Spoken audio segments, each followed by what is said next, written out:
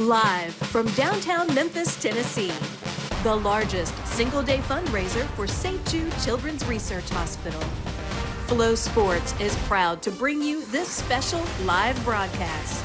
The 2025 St. Jude Memphis Marathon Weekend, presented by Juice Plus.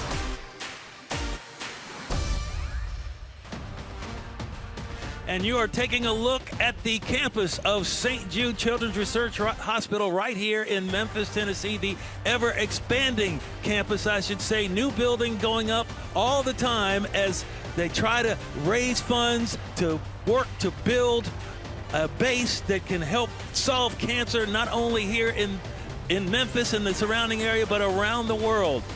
We are live on Union Avenue and B.B. King, an historic corner right here in Memphis. What you're looking at right now is the start line at Beale Street and over by FedEx Forum, not about a quarter of a mile from here as the runners line up. We're expecting more than 22,000 runners to participate in the race today. Hi, I'm Jarvis Greer, one of your hosts, Gary Anderson, joining me here right now. And Red, this is just a great day. Not as cold as it was last year. A great day to have all these people converge on downtown Memphis for an absolutely fantastic cause. Absolutely. This is the place to be today. Here in Memphis and worldwide, we've got all 50 states represented, 97 countries, as you said, 22,000 people here in Memphis, but we've also got 1,000 people or more participating virtually in this race. So just a major event. It, like you said, the biggest fundraiser, single-day fundraiser for St. Jude. They're hoping to raise $16 million this event alone. And if the fundraising goal is achieved, they started this race in 2002.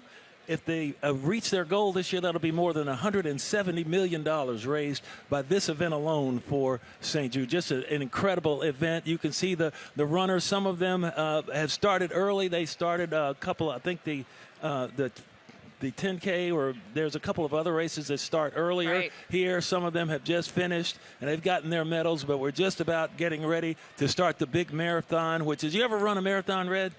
Do I look like I've run a marathon, Jarvis? No, well, I don't know. You look pretty good, slim and trim to me. I haven't run one. No. The most I've ever run, the longest distance I've ever run is 5 miles, and that was enough. The only time I'm running is if someone is chasing me. But we have donated to St. Jude. And, absolutely. You can donate at home. We've got a QR code that you can go to donate at your leisure on your couch. There it is right there on your screen. Just pick up your cell phone and snap a picture right there, and it'll tell you how exactly you can do to donate. You know that more than $2.5 billion was raised annually for the last several years by St. Jude. And that comes from people like you sitting at home watching this right now. And the average donation is really around $25. So just think how many people that takes to raise $2.5 billion. And so you can do that yourself. And is that a Pikachu character?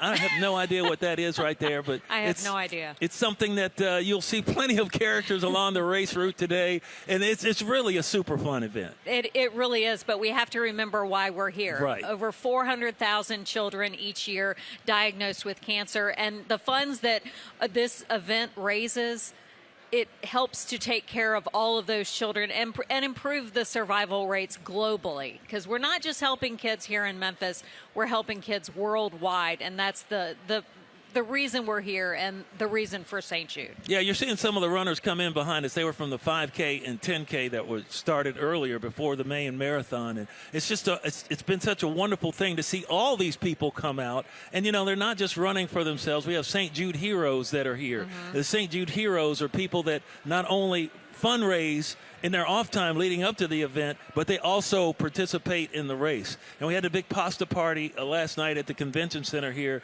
in downtown Memphis, and it was just full of people that were not only participating, donating their money and finding people to donate with them, but also getting ready to run in it. And they consumed mass quantities of pasta. Mass quantities. Yeah, and now they're out here ready to go for the race. That's right. And just to give you an idea of this race, it goes all through downtown Memphis, and it goes straight through the campus campus of St. Jude. And one of the great things about this is that doctors and patients and families and nurses all there to greet the runners as they make their way through the campus. And most of the runners say that's just a really inspiring part of the race, and this is really a must-do race. I think if you're a runner, this is a must-do race because you're obviously helping to save children. You're getting to see beautiful downtown Memphis and see the campus of St. Jude, and I mean, what more could you want? And to see the faces of the children that you're helping by running this race, I can't imagine. I can't imagine either. And I also, there's another beautiful face that's out here as a third member of our telecast. Maddie Gardner is at the finish line here in downtown Memphis for the race. And she's looking good and waving at everybody. And Maddie, what's it look like where you are? Oh, it looks incredible, but it feels even better. I'm not talking about the cold. We're all cold. We get it. But the energy at the finish line is just incredible. And, of course, you're going to find me next to the hardware, next to the medals. Take a look. The 5K and 10K finishers are coming by and grabbing those green and purple medals. And then our half marathoners will grab the blue, and our full marathon runners are going home with red medals. You can see some of the 10K finishers are coming through. This guy's wearing a full suit. He's business casual for the 10K this morning. Check him out. A lot of costumes, a lot of people are emotional when they come through the finish line. They've finished the race, of course, but they're also here for St. Jude, and they're really excited to cross the finish line, some of them sharing their stories. You can see there are fans here. We have cheerleaders. If we can walk this way a little bit. Can we get some noise for the broadcast? Let's go.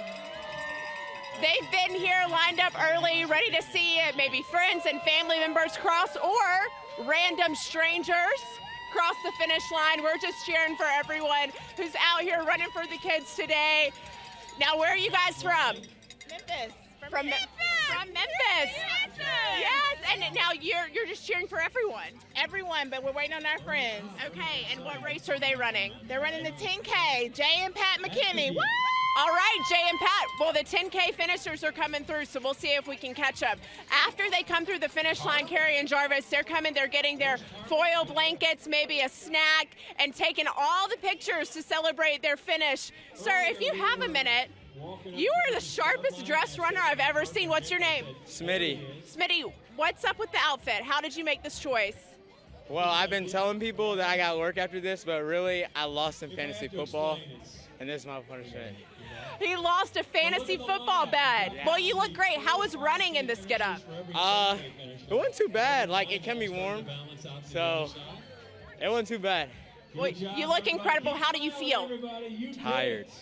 Tired, but I'm excited. Me and my friends practice a lot, so I'm excited to be done. Smitty, why did you decide to run the St. Jude Memphis Marathon this year? My friends kind of just signed up on a whim, but I mean, it really is, especially running throughout this, like seeing all the kids and all the signs about them. It really just allows us to be grateful for our opportunities and also just keep these people in our prayers. Smitty, thank you so much for chatting with us today. I mean, definitely best dressed so far. I'm going to call it now, even though we have tens of thousands more runners to see, but I've never seen someone in a suit. Carrie and Jarvis, we're going to keep you updated from the finish line here, talking to some of the runners, talking to some people who have fundraised for St. Jude this year, so come back to me a little bit later on. Well, Maddie, you said you saw a lot of different characters. We saw somebody look like they were in kind of a Pikachu outfit. I don't know if you saw that. You're over by AutoZone Park, which is just behind us here. I do believe, and I only know this because I have nieces, that's an ocelota. Oh, that's what that is. I'm not sure. An ocelota. Yeah, and I don't even know what that is, but they just have some stuffed animals that look like that. I think she did great. Okay. Yeah. Well, Maddie, we appreciate you joining us down there. I know you'll have so much more for us here on the race today. You're at the finish line, and they're starting to come in behind us right here at our location. We're a couple of blocks away from where Maddie is, but we're at the front end of AutoZone Park, and she's down there near the back end where the outfield would be. But it's just so much that's going on right here in downtown today, downtown Memphis. Of course, we're coming coming to you from Memphis, but we're being broadcast around the country, and a lot of stations have picked this up because they realize that, hey, you know, this is something we all want to jump into. And we want to show you the race course now and show you where, like, a lot of things are going on. We had the 10K and the 5K. The 10K is just completing. The 5K completed a little bit earlier. This is the half marathon course, Matt, Brett. Yeah, the half marathon. Of course, we have the full marathon coming up. People are going to be starting that here shortly, and that one, as we talked about, goes through the campus of St. Jude. And that's really neat. Oh, my goodness. It's, you know, it's really just amazing when you think about what this organization has done. You know, when it was started back in 1962, there's a look at the course map.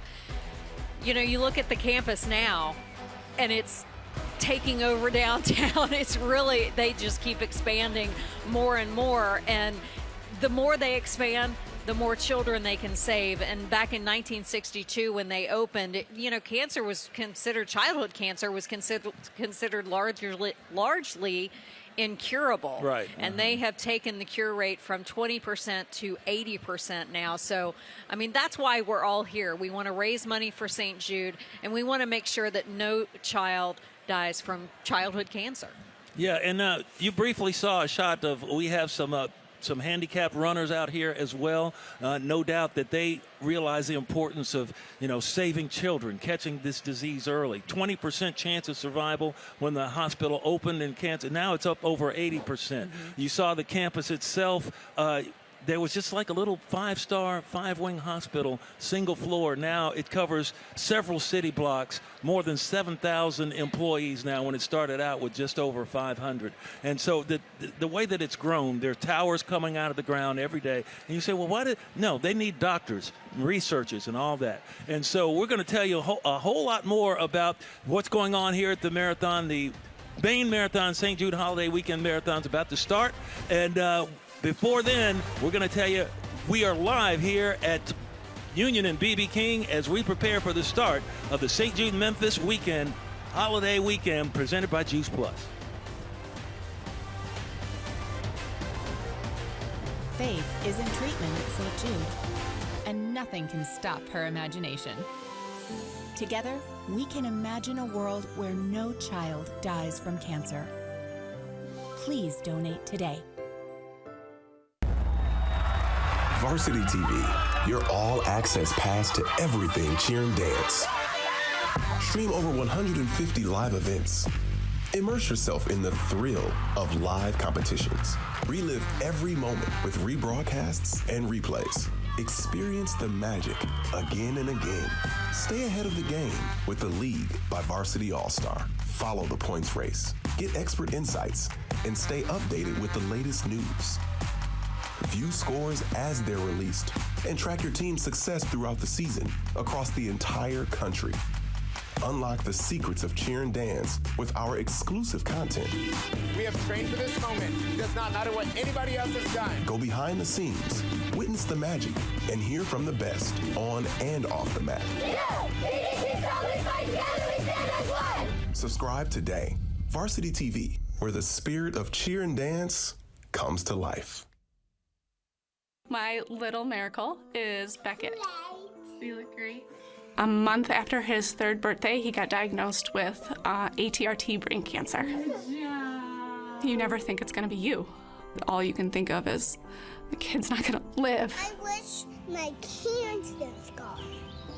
St. Jude, they saved Beckett's life. The fact that they are researching and they are saving these children, it's so important. And St. Jude doesn't build us for any of it. It's a blessing.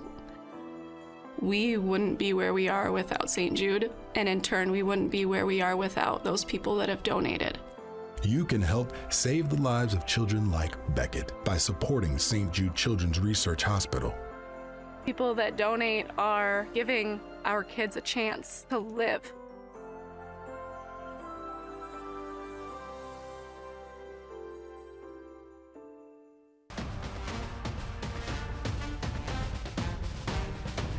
And we're back live in downtown Memphis, just seconds away from the start of the St. Jude Memphis Marathon Holiday Weekend. More than 22,000 racers are getting set to take off. The countdown clock is ticking. We're only about, I'd say about a minute away from the start of the race. 15 seconds, we got it. So you can do the countdown yourself as the racers are ready to go. That's right. They said 22,000 people participating here in Memphis. That includes 1,200 patient family members also participating. And we can't forget about all the volunteers that are here. 4,000 plus volunteers every year here in Memphis to help make this happen. And just an amazing moment we've seen. Let's see. I saw an elf character. Yes. Full head to toe elf. Let's see. We had full suit guy. Yes, right. Full suit guy. That was good. Here we had some sort of dinosaur. Yeah, and here they go.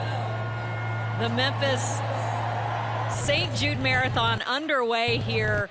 This is the 24th marathon here in Memphis. Just an amazing moment. Of course, we're all here to help raise money for St. Jude and make sure that childhood cancer is survivable and curable and treatable, and no family receives a bill from St. Jude. Everything is covered. Travel, housing, food, treatment, everything is covered.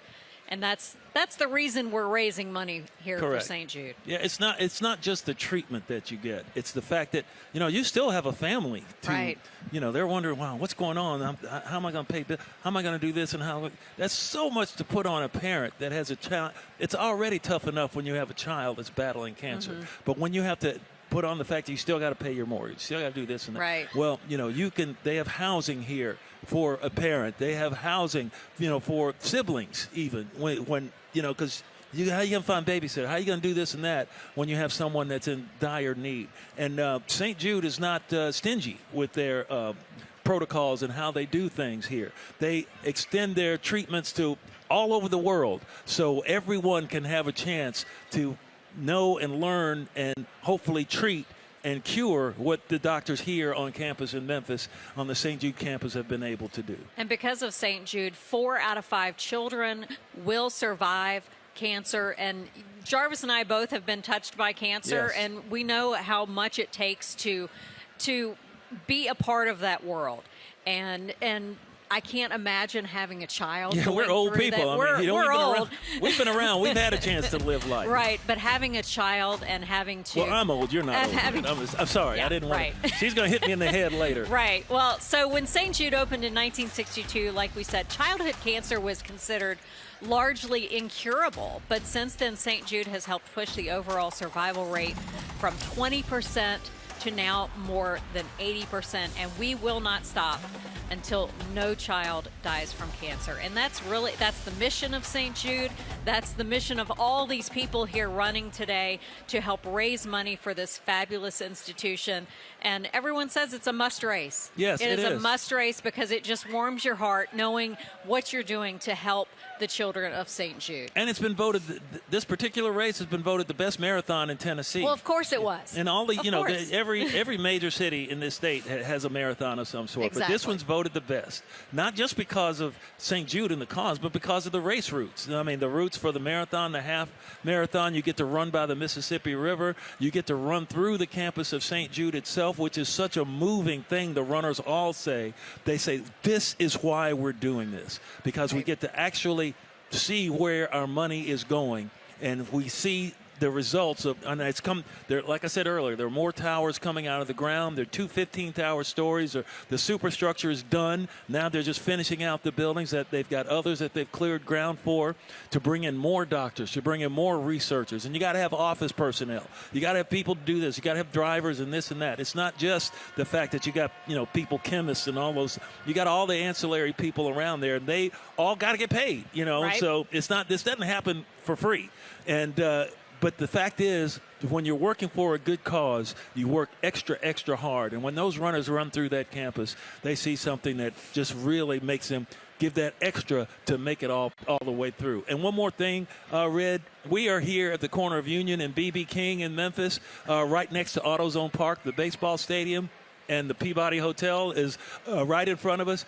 now the runners at this point are just now starting to walk toward the start and finish line, to the start line. That's how many runners are here. We saw the start, about 5 minutes ago? Right. They're just now getting to this point. That tells you, and there's so many more runners behind them. It is just a throng of people down here running in this race. Right, like we said, 22,000 people here in Memphis, 1,000 plus worldwide doing it virtually, and just really an amazing. Let's talk about the economic impact here in Memphis. $54 million and an economic impact just here in Memphis, but we're trying to raise $16 million. This event alone raises for St. Jude. That's the goal for this weekend, to raise $16 million, and any amount that you can give helps out St. Jude. $25. We talked about it, a cup of coffee for the week. Maybe not get your cup. Maybe we bring our coffee from home. Bring our coffee from home for a week. Yes. Give that $25 to the children of St. Jude to help cure childhood cancer. It's a wonderful thing. It's easy and simple to do. You see the QR code on your screen right there. That's how you donate. And you can do it, from the comfort of your couch. It's a really simple thing to do. We encourage you all to do it.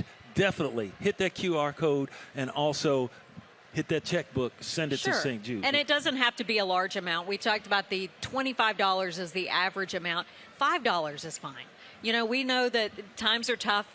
Not everybody has extra cash to give. But $5, give $5 to the children of St. Jude and make sure that we can raise those cure rates here in Memphis and worldwide for children facing cancer.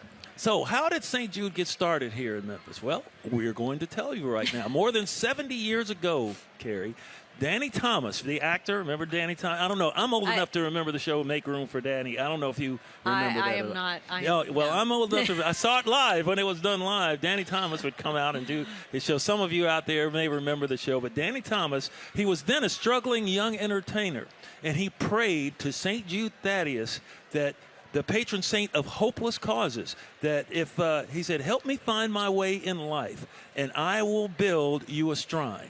Because he was just, in Hollywood, he just, it wasn't really working out for him. And for some reason, he got the idea that maybe we can build a hospital. Where will I put it? I want to put it in a place that needs help, where there's things that is going on where I want to help children. And that was the idea. You have to say divine inspiration if you want. And more than 70 years later, from that promise came the fulfillment of his dream. And that dream, Danny lived to see St. Jude become an international beacon. And it is a beacon of hope for catastrophically ill children from around the world. Many years ago, I made a fantastic promise. Help me find my way in life, and I'll build you a shrine. And now I find that I'm about to make that fantastic dream come true. The year was 1962. A huge knot came up on my neck. A biopsy revealed that I had non-Hodgkin's lymphoma. Word came about a new research hospital that had just opened its doors in Memphis, Tennessee. So arrangements were made, and on April the 23rd, 1962, I was carried through the doors of St. Jude. I was one of the first, and my life was changed forever. If you cure a child with cancer, you give them back 50, 60 years of life.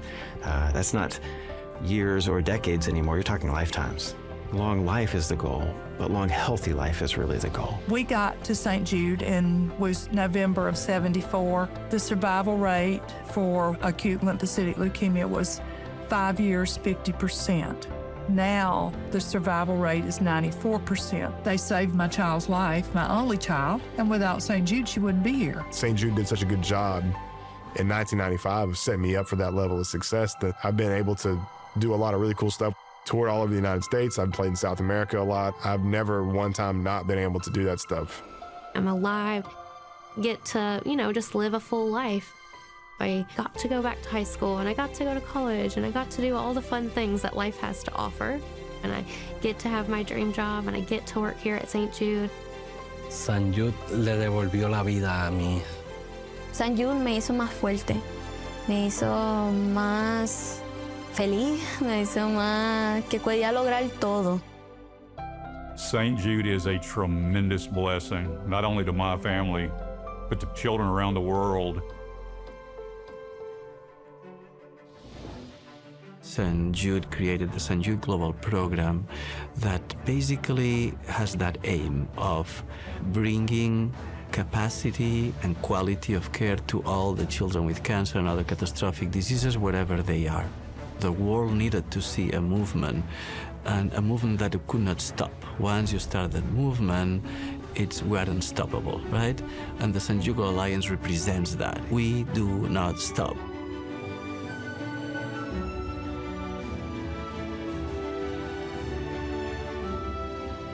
We all have one mission and one goal, that each and every one of us become survivors, that we are able to live, to tell our story.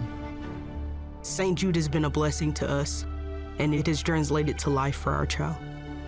Because of St. Jude, we're here today, and he's thriving. Our life would be completely different if we didn't have St. Jude. The fact that we don't receive a bill here at St. Jude is incredible. I cannot imagine if we were not here. It saved Lucy's life and also saved our family. St. Jude is a gift. It's a gift from Danny Thomas. It's a gift from the founders who had the vision to think and plan. It's a gift perpetuated by the donors through the uncurable diseases. That is an incredible story. St. Jude is a beacon of hope across our nation and now around the world.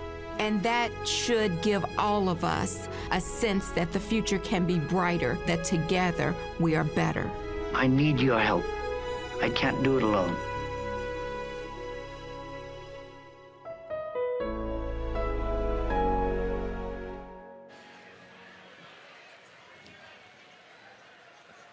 And we're back here live on the corner of BB King and Union, the Memphis St. Jude Marathon Weekend. We've got 22,000 plus of our closest friends. He's Jarvis Greer. I'm Carrie Anderson. We have Maddie out on the race course. Yes. And we also have Jared Thomas. He's a reporter here at the local affiliate WMC station, and we're gonna go see what's happening with Jared out on the court. You can see several hundreds, thousands of people running for a good cause. It's the St. Jude's Memphis Marathon, and this is the fourth group that's taking place. Now, it is cold outside, but this did not stop the runners today. One thing I want you guys to know, we're gonna keep you guys updated all day, because I'll be here supporting for a good cause, not running, but supporting, and everybody else will be running for a good cause. Sending it back to you guys in the studio. That's great to see, Jared. You see they're all running behind him there. That means that there's still more runners to come. Look in front of us here, Red. The next group of runners is getting up ready to go, and they're still wow, you can't even see the end of them. That's how many runners are out here. Yeah. We want to thank our sponsors, for presenting this, making it available for us to be here and bring the race to you out here across the country. Of course, we got to talk about our presenting sponsor, Juice Plus, that has been with this race since 2002. Since its inception. Yes, that's right. And that's something that they stuck with it when they called it, hey, a great little marathon, the St. Jude Memphis Marathon then. But now it has grown to this behemoth that has become right now. Also, for the pasta party last night in the start line, CBiz, Health and Fitness Expo, Landers Auto Group, Patient Family Lounge, Shaw Industries. We've got other sponsors. The VIP was sponsored by who else but FedEx. I would say Blair with Memphis and any of St. Jude and anything be without FedEx. They've donated millions of dollars to lots of great causes, but St. Jude is one of their main causes to help fund. Also an official partner, WMC Action News 5, where we both worked for many years. We worked more than 17 years together, I think, at Action News 5, and our official streaming partner, the one that you're able to see this on, is Flow Sports. We want to thank all those entities and people for donating their time, energy, and money to get this on the air. Absolutely. And now I think we're going to go back and see what Maddie's up to at the finish line. I think, there should be a lot of people coming in at this point. So many people, hundreds of runners have already crossed in our 5K and 10K races. Of course, you guys at the start line saw the half and full marathon runners take off. We'll see them in just a few faster than you think. But right now I'm with one of our 5K finishers, my friend and co-worker, Taylor Quinn, who works at Varsity Spirit. Varsity Brands is the cheer partner of the St. Jude Memphis Marathon. Taylor, how was that run? It was, it went a lot better than expected. It was really chilly to start the day out, but the sun's coming out. It's a beautiful day. You couldn't ask for better weather than this, honestly. How many years have you been a part of this event? Gosh, I think this is 11 or 12 for me. Wow. I'm typically a half marathoner, but this year I'm 29 weeks pregnant, so I dropped down to the 5K, but still happy about the finish. Did you hear that? 29 weeks pregnant, running the marathon, and she ran the half. I ran the half with my first son when I was like 9 weeks pregnant. Yeah. It wasn't in the cards for me today, but still fun. Okay, so you have been out here supporting St. Jude for a number of years. Why do you run, Taylor? Well, when I moved to Memphis, I came here to work for Varsity Spirit, and they have such a great partnership with St. Jude. Like, we've raised, I believe, over $15 million over the years with cheerleaders and dancers across the country. So we've always had a great relationship with St. Jude. And now living in Memphis, it's like you get to live out the mission. We see the hospital when we're going to work every single day. And I mean, I don't see how there's a better cause than St. Jude. Like, no family ever pays. It's incredible, even when I talk to my friends from South Carolina and from all over the country that know about St. Jude and the mission, because a lot of it is because I've been doing it every year since 2013. And they hear about the mission every year, and now they're conditioned to fundraise and donate and tell their friends. So it's the best cause ever, and I wouldn't miss it any year. Yes, and one of your friends, because you raise awareness, is here and fundraising this year. That's right. And so she came 5 years ago, and the race unfortunately got canceled, and we still did it anyway. And so it's been 5 years in the making. And so she made it from South Carolina this year, and she's doing the half marathon, and she's raised over $2,000. I love that. And you are also a hero raising money. Did you meet your fundraising goal this year? I did. I'm a silver hero. I committed to raise $1,750. I'm at $2,100.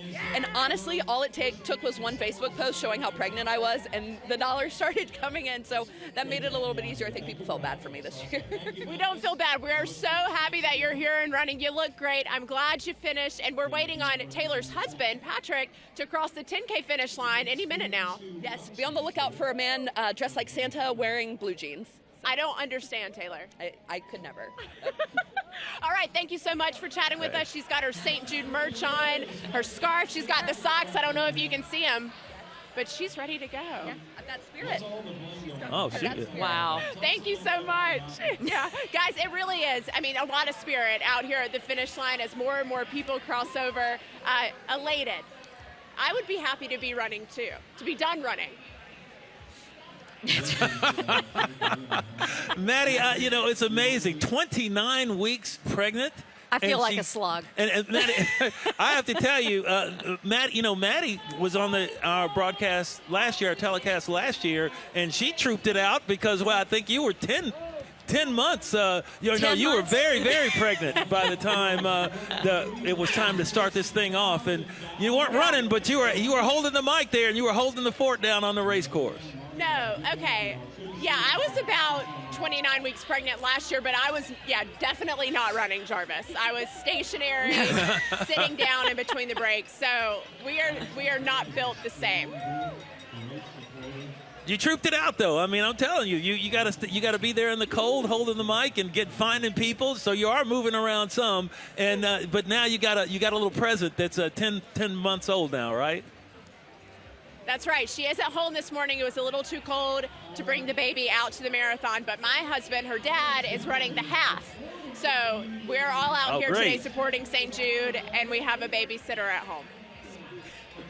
Very good, very good. It's just wonderful to see the people come out, no matter what condition they're in, what shape they're in. No, that's right. I mean, gee whiz, I cannot imagine that. No. And I'm looking, we keep talking about the line of runners. They're still coming. Half of them, they have not even started yet. It's amazing. And they're just all the way down BB King, still waiting to start this race. But it's just an amazing cause, and everyone talks about how it's a must-do race, and it's the number one ranked race here in Tennessee because of course it is, because it's a great cause. It just touches your heart, and really just a top-notch organization here in Memphis. But they also talk about the cheering sections here in Memphis. The crowd support is amazing. We have 65 cheer stations along the race route, including right on campus. You've got doctors, nurses, patients' families cheering on these runners who are out here raising money for St. Jude, hoping to help raise a total of $16 million.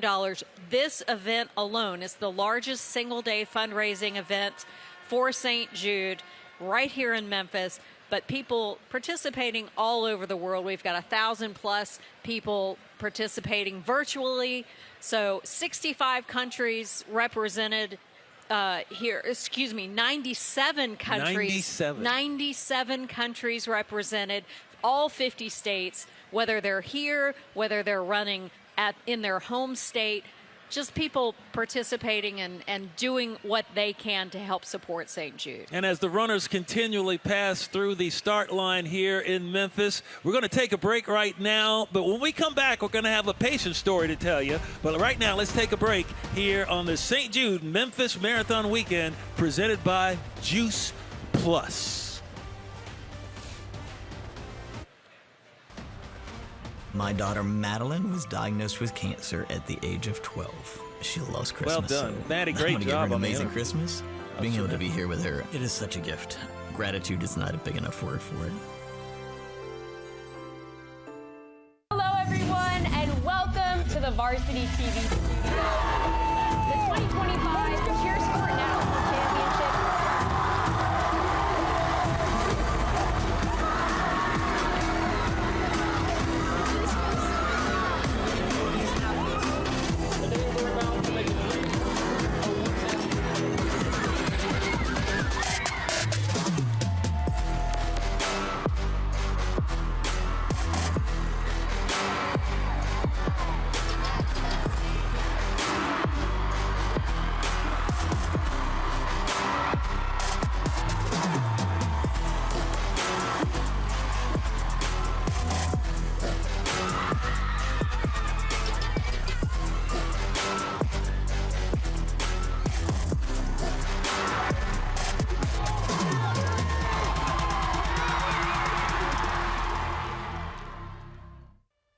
Why be at the forefront of childhood cancer research? At St. Jude, we do it so Hunter can climb his favorite tree again. So Faith can ride her bike in the warm night air. And Miguel gets more story time with Mama. We do it because every innovation we make is a moment we give to children with cancer everywhere. But we can't do it without you.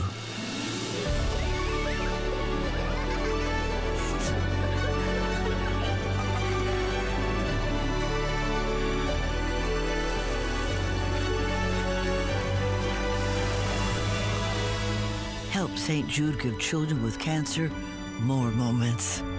Moments that can last a lifetime.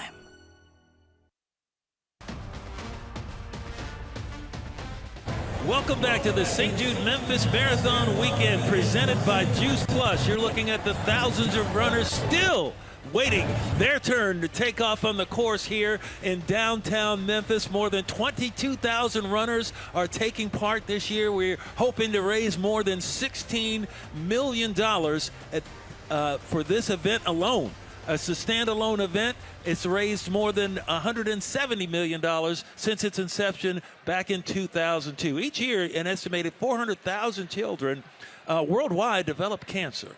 That's a large number. That's a lot. Okay, and the funds that this event raises help St. Jude reach more of those children to improve the survival rate globally. Like we said earlier, St. Jude is not stingy with its medicines and its treatment. It sends it out all over the world. It can't be everywhere, and we know that everybody can't get to Memphis to be treated at the hospital. So they outsource what they learn, what they know, and the protocols and the procedures to help help doctors be able to save children around the world.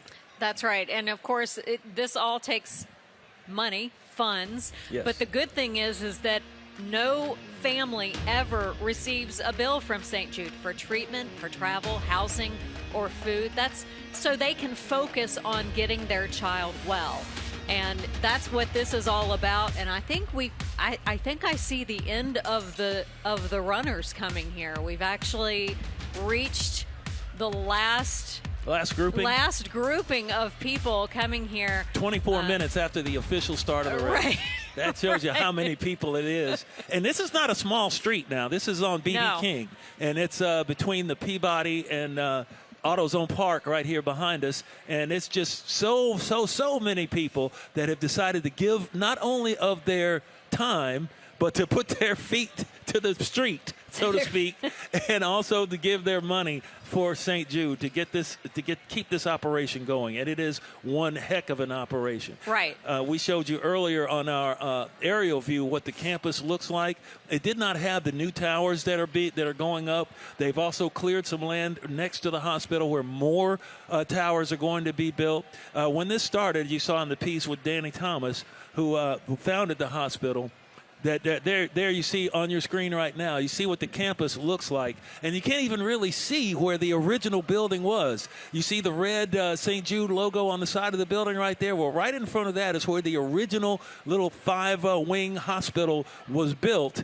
And it's all grown from this. And now you can see on the left side of your screen where the two towers are. The superstructure's up there enclosing the outside, and they're working on the inside of the building now. It's just amazing to see what they've done. There were maybe 500 people, 150 people when the hospital first opened its doors in 1962. Now there are more than 7,000 people that work on that camp. It's like a city unto itself. Right. And now you saw that QR code. It's popped up there now. We want you to take your phone, get it out, scan that QR code, and that's your way to donate, because we want $16 million this weekend. That's the goal for this weekend. This is the largest single-day fundraising event for St. Jude. You talked about how many people were the original St. Jude. Mm-hmm. The amount of patients and cost for these people, we want to make sure they get everything they need. But it's all about the patients, and we have a patient story here. Matthew's cancer treatment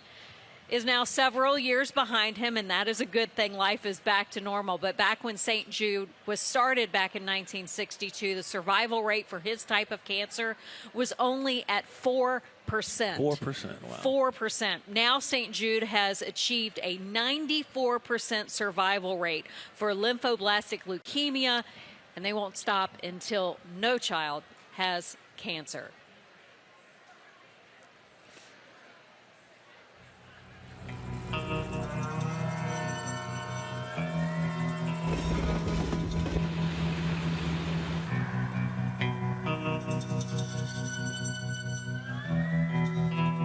In September of 2017, we thought he had a cold. We took him to the doctor, and they drew blood and took an x-ray.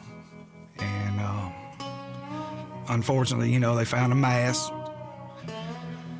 It's just a shocker when you find out your kid has cancer. Having a child with cancer, it reminded us not to take anything for granted. And I hope that we continue to remember how precious life is and how precious our son is. You need another kiss? For so long, St. Jude was normal. Good morning. How are you feeling today? For over 2.5 years, we came to St. Jude every week, and it was our life.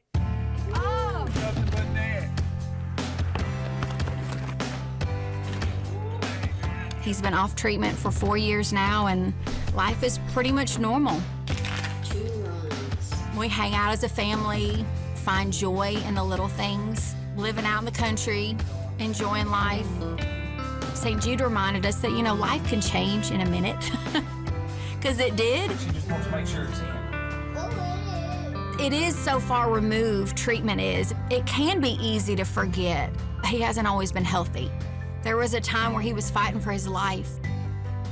I hate that he went through that stuff, but, it's probably made him understand a few things that he would never understand in his lifetime since he's been through it. The most important thing is my son, my family, and it's hard to imagine what life would be like without St. Jude. St. Jude is always going to be a part of our life. We look back, but we also look forward. We look forward to the future together, and we're thankful for that.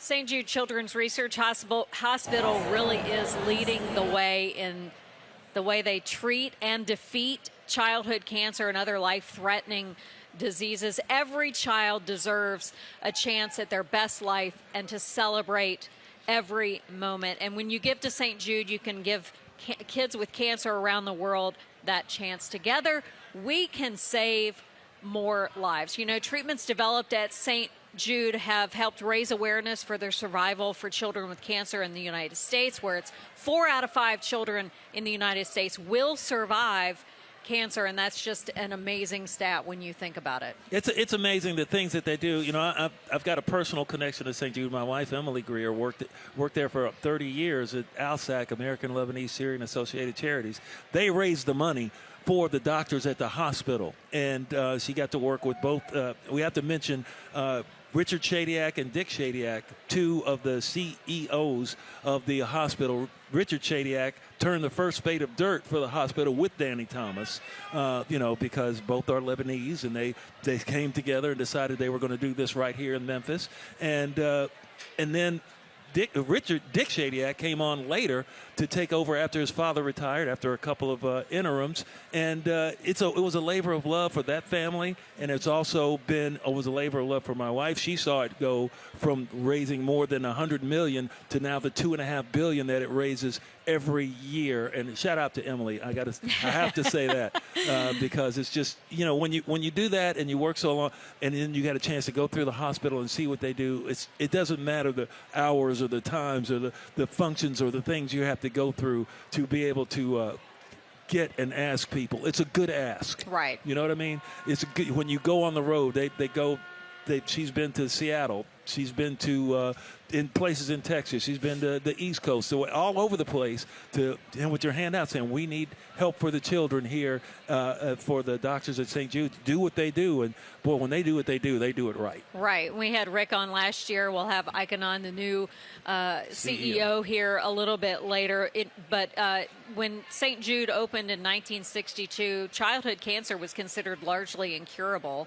And they have helped push the overall survival rate from 20% to now over 80%, and won't stop until no child dies of childhood cancer. And they receive customized care, and that's the great thing. Customized care to treat childhood cancer and other life-threatening diseases, and no matter what barriers they face, children will receive the care they need right here in Memphis. And the cures and the treatments that they develop here in Memphis can go all over the world to help children no matter what they're facing. It's a wonderful thing. And also we've talked about, you know, the Shadiaks who put up their sweat equity in helping get this built. Now we're going to talk to the CFO, Chief Financial Officer of St. Jude, and Maddie is out on the race course, and I believe she is going to have a talk with the CFO. Is that right, Maddie?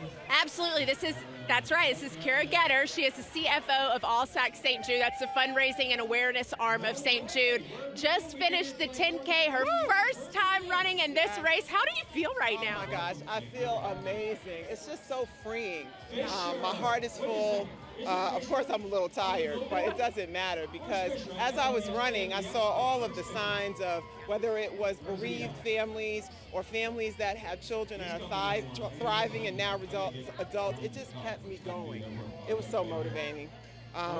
Life-changing. It's the best thing I've done in a very long time. And you've been with ALSAC since 2019. What made you want to run the race this year? Well, you know, I've been with the organization for 6 years. Something about this year was different. I've been here, and as I continue to get to know the families and the children of St. Jude, you just want to be a part of what's going on. It makes your job even that much bigger. I mean, I'm the CFO, so I get to steward the dollars that these donors are so willing to give us. And, you know, I don't work for stockholders. I work for those little kids in the little red wagons, and I work for the donors who are willing to give us their money. And to be with them today was a feeling that I don't even know if I can describe in words. So many runners say their favorite part of the race is running through campus. Obviously, that is a place you're very familiar with. What was that experience like for you on this end of the race? Well, seeing patients and families rooting for us, and then seeing our colleagues at ALSAC and all of the nurses and the doctors on the other side from St. Jude, it just made me feel like something so much bigger than me. I love this job. It's so purpose-driven, but it's one that if I could work my way out of, I would. And so when I was running through the campus, it just reminded me of 6 years ago when I decided to move to Memphis from Houston. It made the reason why I said yes just so real. And so I felt it. My heart is so full right now, I can't even explain. Well, we're going to let you go in just a minute, but you know, this is an important day for the finances of St. Jude, the largest single-day fundraiser for the hospital. What's your message to everyone who's raised money today, and why is it important? Well, I'll tell you one thing. Danny Thomas, our founder Danny Thomas, made a quote that said, "We'd rather have $1 from 1 million people than $1 million from one." And although these numbers look really beautiful up on screens and on slides and things, it's not about how beautiful they look. It's about what they represent and what they're going to do for the kids and families of St. Jude. Well, Kira, thank you. It was a pleasure to meet you. Congratulations on your 10K finish, and thanks for chatting with us today. Have a good rest of the day. Yes, such an important day, of course, for the hospital, but really, like Kira said, this is all for the patients and the families who are at St. Jude. That's right, and I think she put it perfectly. You'd rather have $1 from 1 million people than $1 million from one. So that's a good reminder that every amount counts, and every amount will go to the children here at St. Jude. And of course, we want to talk about the amount of people here in Memphis, 22,000 plus running in this race. We have 1,000 plus running virtually elsewhere around the world. We've got all 50 states are represented and 97 countries represented. We have 4,000 plus volunteers helping to make this weekend what it is, and we got some wins, so yeah, we got having a moment. We're outside. What do you expect? And you know, we're like it's 37 past the top of the hour, and we just a couple of minutes ago had the last group go through. So the street in front of us is finally cleared up a little bit, but it took almost 30 minutes to get the 22,000 plus runners off on this course. It's just an amazing thing to see, just waves and waves and waves of people that come through. And as you mentioned, you know, the 4,000 volunteers, you know, there's 65 cheer stations. When I was driving in today, I live downtown, so fortunately I was able to see come along some of the race course. And this, you know, the sun's not even up. It's about 5 a.m. and there's all these people out there, and they're miles from where the runners will be coming from eventually, down on Riverside Drive, right next to the Mississippi River. And there's like hundreds of people there at station after station, and they won't see anybody for a couple of hours. So, you know, that's really, really, really something. You know what I noticed was when I pulled into the parking garage, I thought, look at all these people. They're all so happy to be running. And I think that says something about this race, and this race was voted as the top marathon in the state of Tennessee, and that's why, is because people are excited to do this because of the cause, and the cause is the patients of St. Jude, and we want to make sure that we get every dollar we can this weekend. They want $16 million raised, the largest single-day fundraiser for St. Jude, the St. Jude Memphis Marathon Weekend here in Memphis. Yeah, as you see, now all the runners had passed by us. They were walking to go to the start line. This is the last group you're seeing right now at the starting line. They are just about ready to go. So it's taken 37 minutes to get everybody started through this race, and we want to wish them a whole lot of luck. And when we come back here on the St. Jude Memphis Marathon Weekend presented by Juice Plus, we'll have much more on the fundraising story behind this event. You're watching the St. Jude Memphis Marathon Weekend. We'll be back in just a few. Presented by Juice Plus. Every action has a reaction. Here at St. Jude, the act of giving sets off something extraordinary. A chain reaction that fuels hope and progress. Each donation powers research that could help accelerate breakthroughs and lead to the discovery of more life-saving cures.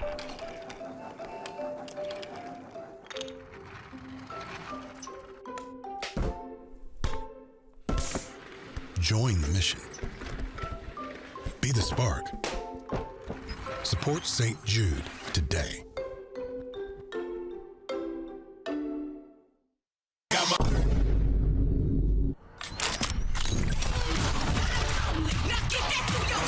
Cause on the fourth day, God created.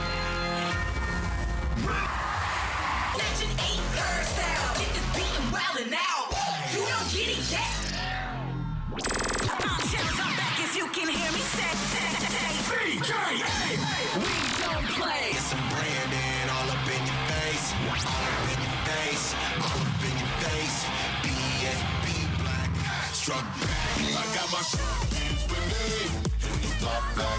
If you win, not expect. There's a storm in the road.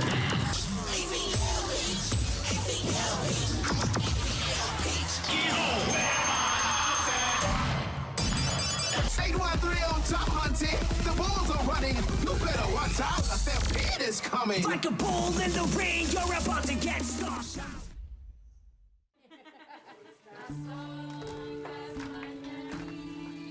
Why be at the forefront of childhood cancer research? At St. Jude, we do it because every innovation we make is a moment we give to children with cancer everywhere. But we can't do it without you. Help St. Jude give children with cancer more moments.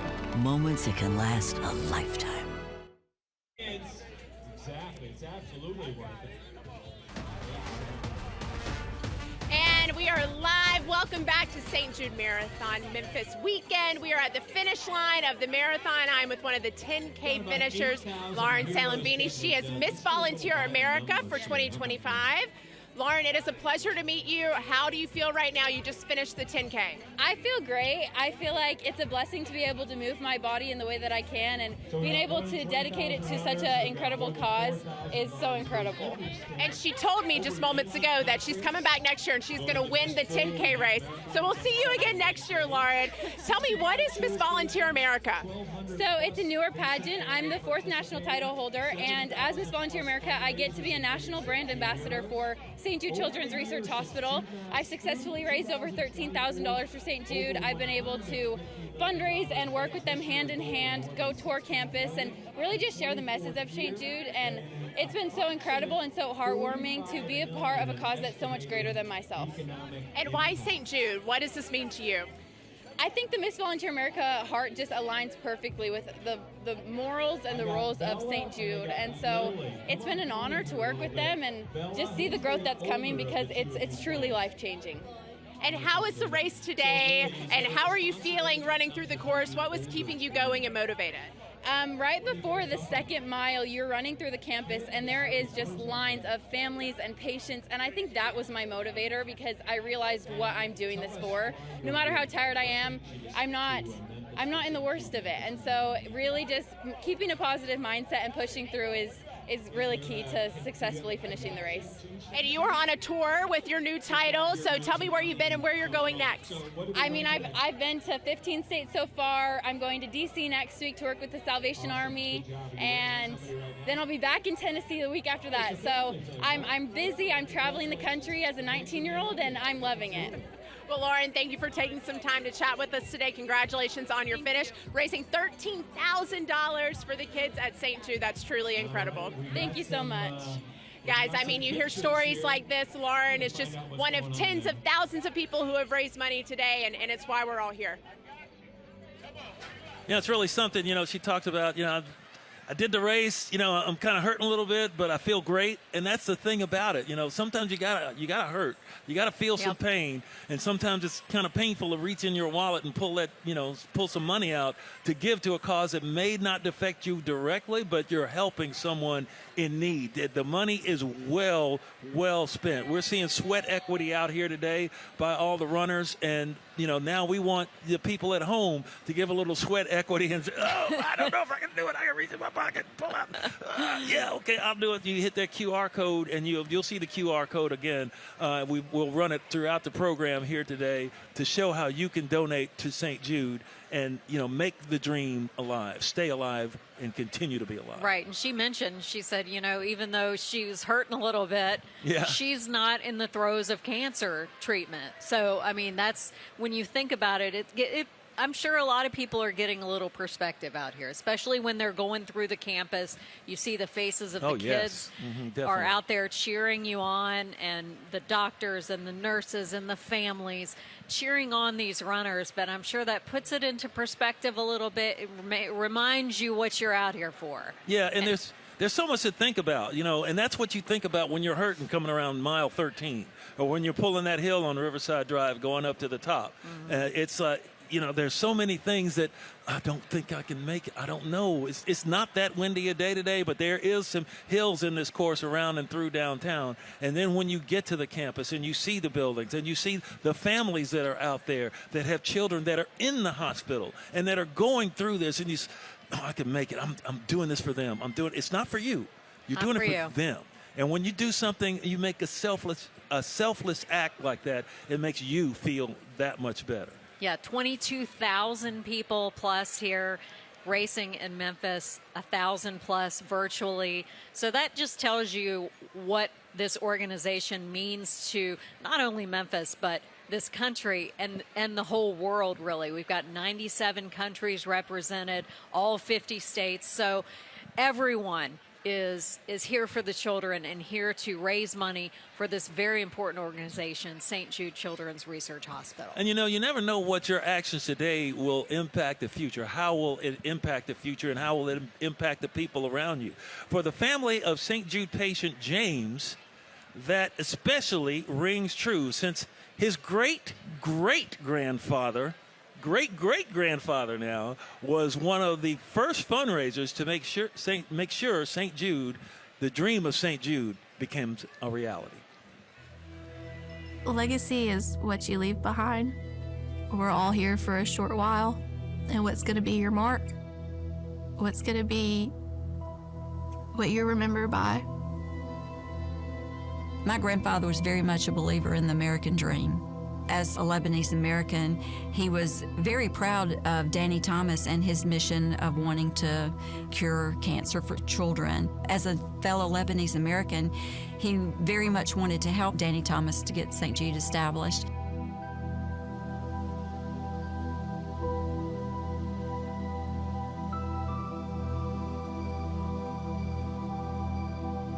It always struck me, though, once I found out about just the legacy that my great-grandfather has left behind. You may never know what impact your actions today will have on the future. My wife and I, we were in dental school in Memphis. We actually used to go volunteer at Target House the whole time we were over there volunteering. I never imagined I'd be back a decade later with a child that was receiving treatment at St. Jude. James was diagnosed at 3 months old with neuroblastoma. We went from thinking we had a healthy little boy to all of a sudden finding out that, you know, he had this super serious cancer. And it was heartbreaking. That's the last thing you want for anybody to ever have to experience, is fighting for the life of your child. At 3 months old, he had chemotherapy, and that was until he was just under a year old. And at that point, he was in remission. Went that way for a year and then relapsed February of 2023, and here we are finishing up treatment, hopefully. Having a child with cancer is an extremely tough journey. You would think that would give you a very pessimistic view of life, watching your child suffer through the cancer and the treatments. But instead, it's like you find this goodness. You see more of it than you would ever imagine. You meet so many people from completely different backgrounds, don't speak the same languages, but we all want the same thing. We all want our children to live, have long, meaningful lives. The research is extremely important, and anything we can do to support research and find more cures is worth it. The treatments that they're developing here get shared with all the doctors to treat children worldwide. It's contributing something like one more piece of the puzzle to curing this horrible disease.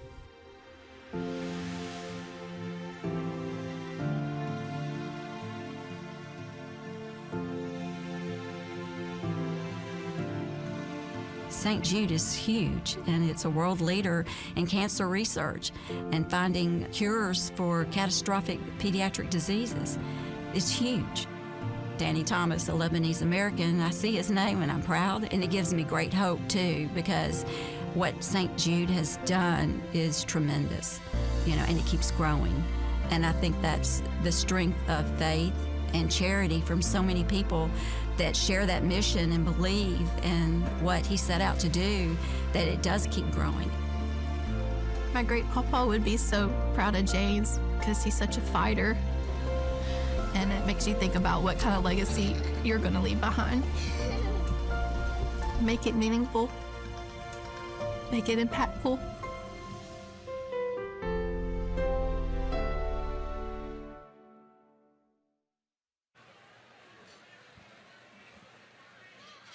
And welcome back here, Memphis St. Jude Marathon Weekend. The marathon underway. We finally got through all of the groups here on BB King. We've got I think we've got one more group waiting to start the marathon. 22,000 runners here in Memphis, 1,000 plus running virtually, and just an amazing weekend. It just touches your heart. I've heard that from runners that this is a must-do event, running the Memphis St. Jude Marathon. It's voted the #1 marathon in Tennessee. So we're all here to help raise money for St. Jude and the children of St. Jude, where no child, no family ever receives a bill for treatment, for housing, for food, transportation, anything, and they receive customized care for childhood cancer and other life-threatening diseases. We've got a lot of St. Jude heroes. This is the $250,000 club. These are all people who have helped raise, organizations that have helped raise $250,000. We want to raise $16 million this weekend alone, and that is going to really help the children of St. Jude. Like we said, we're here on the corner of BB King and Union Avenue for the Memphis St. Jude Marathon Weekend. We've got a lot of people here, 22,000, and we've got Maddie stationed at the finish line. A lot of these people coming through right now. Maddie, who you got for us? Well, we keep talking about why we're here, to raise money for the families of the patients of St. Jude Children's Research Hospital. And I'm with one of the mothers of a survivor, Michelle West. And if you see her armband here, runners who have yellow armbands mean they are with a survivor, or they are the family of a survivor. Michelle, how are you doing? You just finished the 10K. Doing great. I mean, we're here to support a great mission, so it's such a wonderful experience to see all of the families and friends and people from all over to come to run this race. And you were running because your son, Tyler, was a patient at St. Jude, and he is running today. Tell me a little bit more about your family story with St. Jude. Well, we actually started in 2012. My niece was a melanoma survivor, and St. Jude treated her. And then 8 months later, our son was diagnosed with ALL, leukemia. And so our journey began there, and that's why we do what we do. And so from there, we started forming a team in 2012, added his name in 2013, and this is our 14th year running the race. And 2 years ago, you told me your son Tyler, the survivor, he finished the marathon. He's running the half this year. What is it like to see him cross the finish line? It's very overwhelming because it's like a full circle moment. You know, when you're in the hospital and they're telling you, you're going to get there. We're going to make your child not only survive, but thrive. And when he turned that last part and came down the hill, it was one of the most rewarding moments in my life because we knew that he had survived and he was thriving. Your family does so much for St. Jude now. You're still very involved. How does it feel to know that more than 20,000 people are here to support families like yours? The one word I can always say to them is hope, because when you look around, every person that's here is giving that family hope and giving our family hope. And right now, at this very moment, there's patients and families that are hearing those words, your child has cancer. And so knowing that they won't stop until cancer is a thing of the past. And so looking at all of these people that are here to support such a great mission is just amazing, because you've given us more time with our family, you've given us more memories, and that's what's the most important thing.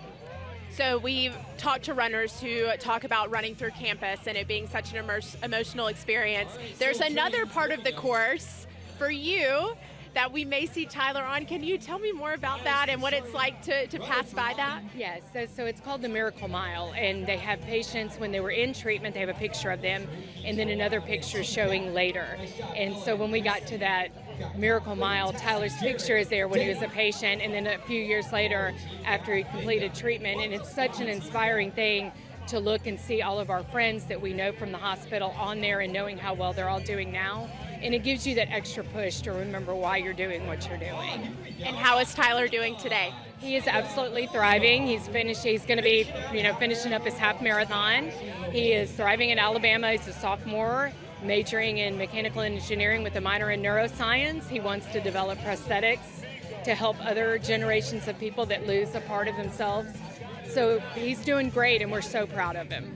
What an incredible story. Thank you for sharing that and Tyler's story with us. Michelle, it's a pleasure to meet you.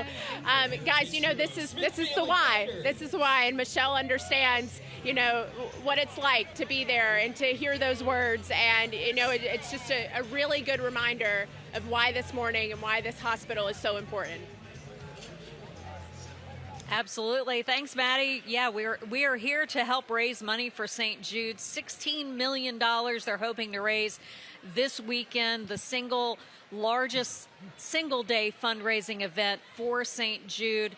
And this is the 24th year of this race, and it's an amazing event all around. To see all the people all around, I just had to take a quick potty break there and run through AutoZone Park. And TMI, Jarvis, TMI. Well, we keep no secrets from our audience. Sometimes when nature calls. But to see all the people in there, they've got free hot chocolate, free coffee for the runners when they finish, and everybody, they're sweaty, and some of them look like, oh man, I just been through, but they're all smiling, and you can see we've got more costumes coming through, and they make this an event. The runners themselves, the people that actually put the sweat equity into it, they make it an event. Yeah, it's hard to run a marathon. Do you know how much training you have to do for a marathon? You have to do you got to get miles in every week, every day. And maybe you take a day or two off, but then you got to get right back to it. And most of these people are still working. So you got to get your miles in wherever you can get them, and you ramp up. You do, we've got another group getting ready to go here. And we want people to look at the QR code. Oh, that's what. Yeah, there's the QR code, so you can donate. You can, reach into your pocket and put that bit of sweat equity into it and donate. But, as you go around and you see how they make it an event, that, it's painful to run. You got to ramp up from, say, maybe doing 5 miles a day to doing 10 miles a day. Then you do 13 miles a day, not a week. Right. A day, and then you ramp it up to maybe 17 until you finally get it up to that 23.6 6-8, whatever it is, miles in the marathon. I just know it's more than I could do. Right, exactly. And more than I would want to do, more than I could do. I could maybe do a 5K, and that would be it. But knee surgeries from football won't allow that now. But we still donate, my wife and I, to the hospital every year. And it's something that is ingrained in us. And if you live here in Memphis, you have to, because you see that going on over there. You pass by it. If you're going downtown, you pass by the St. Jude Village every day. Right. The campus is really something to see, and you know what it's about. It's about good. It's about helping people. It's about helping the young among us who cannot help themselves. And, you know, when you have if you're a parent, say, you know, I've been blessed, my wife and I, we've got 5 grandchildren. If one of them got cancer, oh my goodness, what are we going to do? You don't know. Well, that's why you give. That's why you donate. So the doctors from around the world that congregate here in Memphis and also around the world, they send their protocols here. They are here. They're scientists in there. They're way above my pay grade. You know, they know what, you know, they paid attention in physics class and science when I was like thinking about other stuff. But, you know, and that's what they do. You know, Right. you have people. You have to have people that know how to do that kind of thing, and that's what St. Jude had. And they all come here, and it's a labor of love. You've had Nobel Award winners work at this hospital, and they don't do it for the award. They do it to help save the children. They do it to help save the children. Children like Emily, and we're going to talk about Emily right now, diagnosed with a rare form of leukemia as a teen. Emily, now a young woman embarking on the next chapter of her life, marriage. And she shares how her journey with St. Jude helped her embrace a new lease on life as she prepares for what she hopes will be an eventful evening. We're on our way to Memphis to go pick up my engagement ring. I do not know when he's proposing at all, and it's a total surprise. I am going to get my hair done for the Navy ball that is tonight, because Griffin was insistent that I go this morning. So yeah, I think today's the day. Do I get ready to go be proposed to? Question mark? Oh my gosh. When I was 16 years old, I was diagnosed with an incredibly rare form of leukemia. Oh, I'm so nervous. Okay. They diagnosed me with acute promyelocytic leukemia, and within 48 hours after my diagnosis, I began treatment at St. Jude Children's Research Hospital. And 29 days after I was diagnosed, I was told that I was medically in remission, which meant that there was no longer detectable leukemia in my bloodstream. I finished chemo on December 3rd of 2016, and I never left that remission. I was like really getting to know like who is Emily post cancer, and I realized she's the same Emily that she was pre-cancer. So I kind of just got to rediscover all the things that I loved. That's actually when my boyfriend came into my life. So he and I met in Memphis, and like we just never stopped hanging out and going on dates. And I love him more than words. And he now goes to St. Jude with me for my yearly checkups. Oh my gosh, I need to talk about the ring. Yeah, the ring was actually my grandmother's ring. So it's gonna be really special to get to have a part of her with me again every day. I'm just so excited to have this ring on my finger for many reasons. I think I'm probably gonna do like a pink shimmer. It's my favorite. I always do this one. I don't know why I'm pretending like I would pick anything else. Okay, I just did lashes. I did my setting spray, so my skin looks a little wet. But I think this is my final look. Thanks for getting ready with me and for listening to my story. Hopefully next time you see my face, I'm engaged.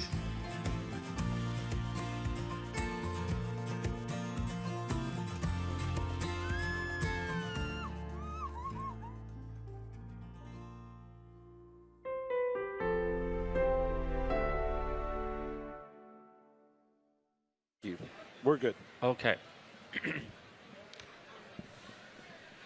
And you see our set has grown. We have more people here that are involved in the St. Jude Memphis Marathon Weekend presented by Juice Plus. On my right here, we've got Ike Anon, who is the CEO of Alsack, the fundraising arm of St. Jude. And to Carrie's left, we have Chris Boyson, my old teammate. We won the 2-on-Q at the Grizzlies game. That's right. We were the first ones to do it. That's right. Excuse me, Carrie, I got to get a bump on that. Chris Boyson is a president of experiential programs. That's right. And it's a big name, but it's something that's got a really big mission. That's right. You know, Jarvis, it's about events just like this, getting these things together to help ensure that we stay true to our foundational promise that no family ever receives a bill from St. Jude for treatment, travel, housing, or food. We want moms and dads to be able to focus on helping their child live. And every step that is taken out here on these courses helps ensure that that happens. And we've got Ike Anand here. Of course, you just took over as a CEO not that long ago. It's been a legacy here with Richard Shadiak and Dick Shadiak as the CEOs, as a labor of love for them. You've been here for along the way. You were recruited to come into this post from out on the West Coast, and you've come to Memphis now. And what does this make you? How does this make you feel when you see all that's going on here today? Yeah, you know, I moved here in the middle of pandemic, and I've been here for almost 5 years now.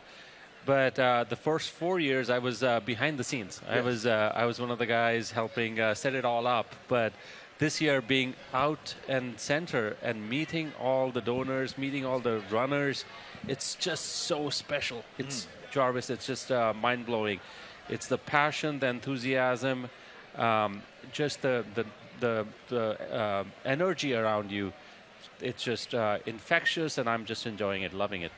It's been a wonderful thing to see. And Chris, you of course, being what you do and getting out in front of the people, this is just one event. It's a big fundraiser. It's the biggest fundraiser, but there's other things. We just had a big basketball classic here at FedEx Forum just across the way. That's right. You know, as you said, this event is our single largest fundraiser for the entire organization, which, you know, there's over 30,000 events that happen across the country every year for St. Jude. And we felt it was only right that this be our flagship event that you know would be of that, you know, capacity to do what we're doing, and we're thinking, you know, again towards next year, our 25th anniversary, we really want to blow that out and do this in an even bigger way. And I do want to take the opportunity to thank the both of you for doing this. I know it's a little bit chilly, but for the runners, this is perfect weather, right? Thank you for having us. But when we do events,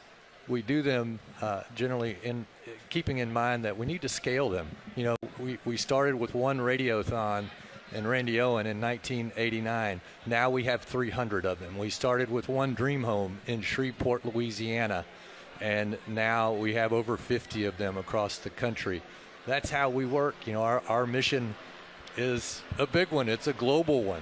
And so it's important that when we do things, we have to do things at scale. It costs over $2 billion a year to operate St. Jude. So when we do things, we got to do them the right way. We talked about all morning how this is the #1 marathon in Tennessee. What is it about this weekend? What is it about this race that makes it so special? You know, I like to say that the city of Memphis never shines brighter than it does on the first Saturday of December. And, you know, here we are. This city has so much to offer, and it's so great to see it come together. I think, you know, what makes it special, what differentiates it is that we're running for a reason here. And every step that's taken out there on the course is an important one. It's helping us get that much closer to a cure for childhood cancer. But when they hit that campus and go through the gates of St. Jude, that's where it all comes together. That's where our patients and families that are out there cheering, they see the people that are supporting them from all 50 states and from, you know, representing 97 different countries. And that's where our runners get to see why they're doing what they're doing. So that's the highlight. But again, every step they take across downtown Memphis and Midtown is a really important one. And I think Ike Anand, who is the CEO, Chief Executive Officer at ALSAC, fundraising arm of St. Jude. I think Chris just gave you a slogan for next year, running for a reason. And Absolutely. As the chief, I'll take a cut of whatever you get out of it. Right. As the CEO, though, explain to the people why that, okay, yeah, we got doctors and scientists and all that, but there's a whole bunch more people that are involved to make this thing work. Well, I mean, look, the St. Jude, ALSAC, two world-leading organizations. Of course, we have some of the best researchers, scientists, doctors, nurses, caregivers, all of that. We have some fundraisers. But this event is just so big and so special. We have more than 4,000 volunteers working here. And this wouldn't happen without those volunteers.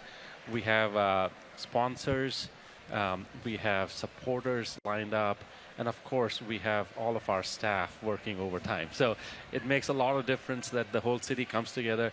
I also want to thank the city of Memphis, whether that's the fire department or the first responders, the police, everybody that helps out to make this event possible. Anything you want to say to the runners that come out here? Because this is being broadcast out on the plaza out here at AutoZone Park. They can hear what you say right now. Well, I mean, I'm just very thankful. Firstly, I'm just very, very thankful. They come from all over the place. They run for a reason. Like Chris said, look, this is much more than a race. It's a symbol of hope. It's a symbol of unity. This is inspiring for us. This keeps us going the whole year. Like, this enthusiasm keeps us going the whole year. And it is also the single largest fundraising day for us in the whole year. So this is really meaningful. In the past 23 years now, we've raised more than $150 million out of this, event. And this really matters because, like Chris said, it takes $2 billion a year to fund St. Jude. But the fact that we are able to do this race every year, get a good fundraising out of it every year, enables us to dream big and then embark on these programs that are multi-year. And make the dreams happen, right? Make the dreams happen. Excellent, excellent. Chris, give us your best pitch for the people out there who are watching this broadcast, the people who are hearing us. What's your best pitch for why they should donate to St. Jude today? Well, St. Jude Children's Research Hospital is like no other. We have a mission, of course, to, again, I mentioned that foundational promise that no family ever receives a bill from St. Jude for treatment, travel, housing, or food. Our mission is a global one. We're here to help children with cancer, not just in Memphis, Tennessee, or the United States, or even regionally. We're here as a global mission. And that includes the 400,000 children each year that get cancer, and less than 200,000 of those children even get diagnosed. The survival rates in the United States are about 80%, thanks to advances that have been made right here at St. Jude Children's Research Hospital. It was 20% in 1962. Okay, globally, that survival rate is still less than 20%. So there's a lot of work to do. There's no other institution that is prepared and ready to attack that better than St. Jude Children's Research Hospital on a global scale.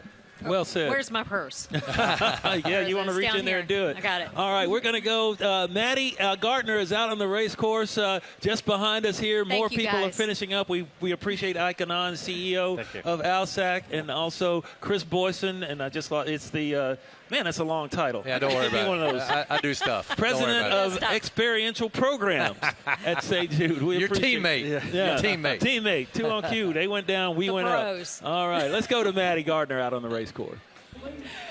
Well, we are just now seeing our first finishers for the half marathon race crossing the finish line right now. So this is very exciting. He's about to run through that light blue finish line, and he just finished a little bit over an hour, I believe I heard them say.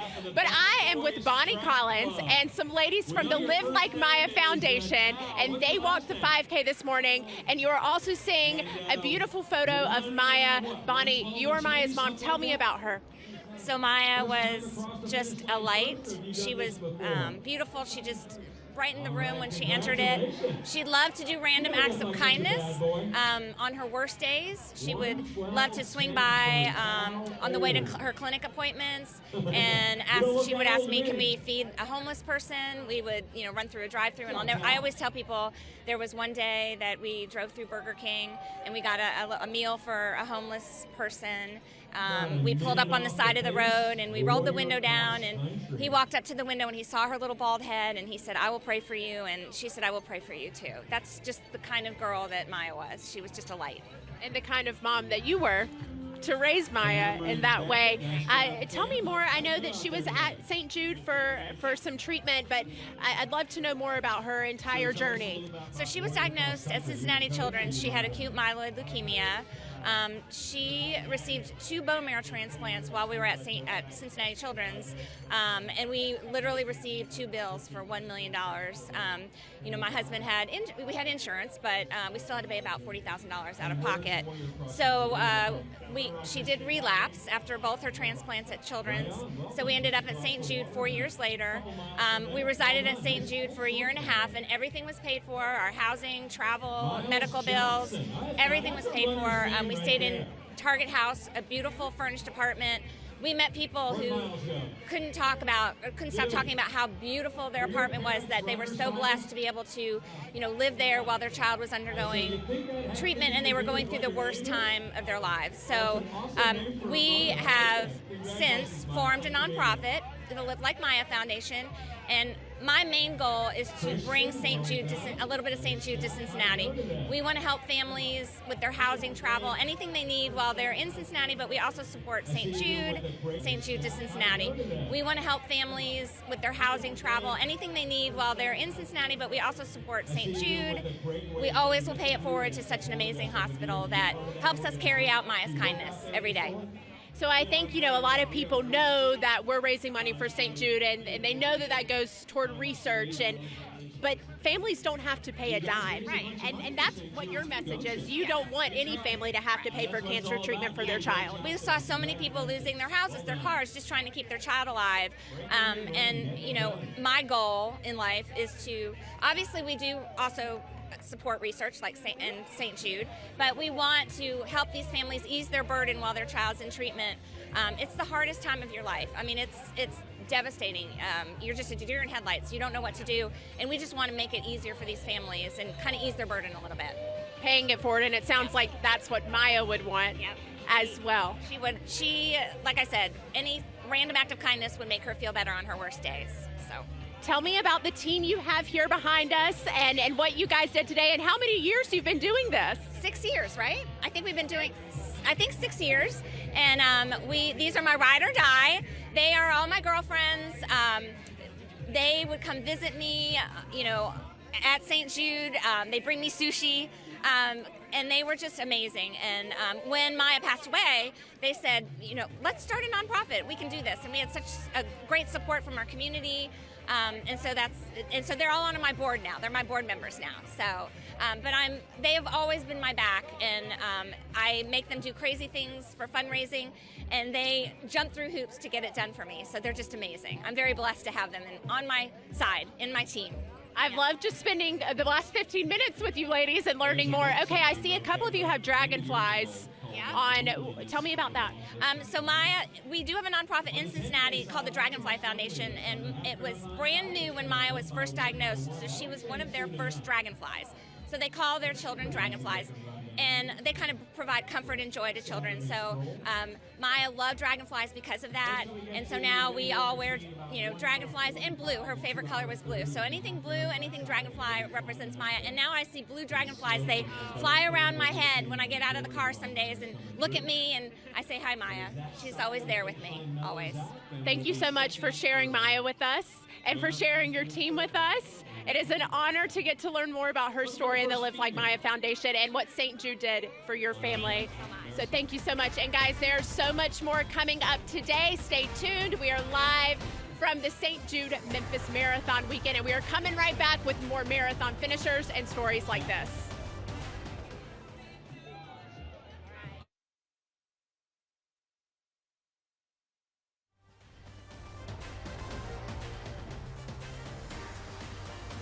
The world's best cheer and dance is here all season long. From rising stars to legendary dynasties, this season isn't just about watching greatness, it's about being a part of it. Level 6 is calling challengers, champs, and every athlete chasing the next hit, the next upgrade, the next perfect routine. Dance levels up. Who sets the bar this year? You don't just watch the sport, you live it. And it's all here all season long. Welcome to Varsity TV. Why be at the forefront of childhood cancer research? At St. Jude, we do it because every innovation we make is a moment we give to children with cancer everywhere. But we can't do it without you. Help St. Jude give children with cancer more moments. Moments that can last a lifetime. Cheerleaders, dancers, coaches, and fans. You asked, we delivered. Get ready to relive the most iconic moments from the 2024-2025 season with Varsity TV 24/7. Your cheer and dance destination anytime, anywhere. This all-access channel will feature unmatched coverage, on-demand access, and exclusive content just as if you were there. Relive the magic, discover new favorites, and get inspired around the clock. Download the Varsity TV app and stream our cast from desktop, mobile, or your TV. Subscribe now and never miss a beat. Hello, Flash. I am Navy. No child deserves to die of cancer.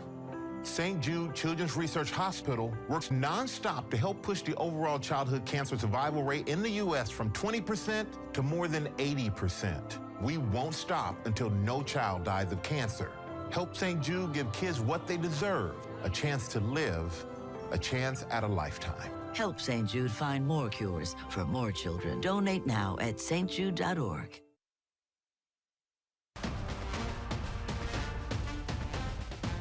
Live at the first half marathon finisher here at the St. Jude Memphis Marathon Weekend, presented by Juice Plus, on an incredible pace, just about an hour and a little bit less than an hour and a half.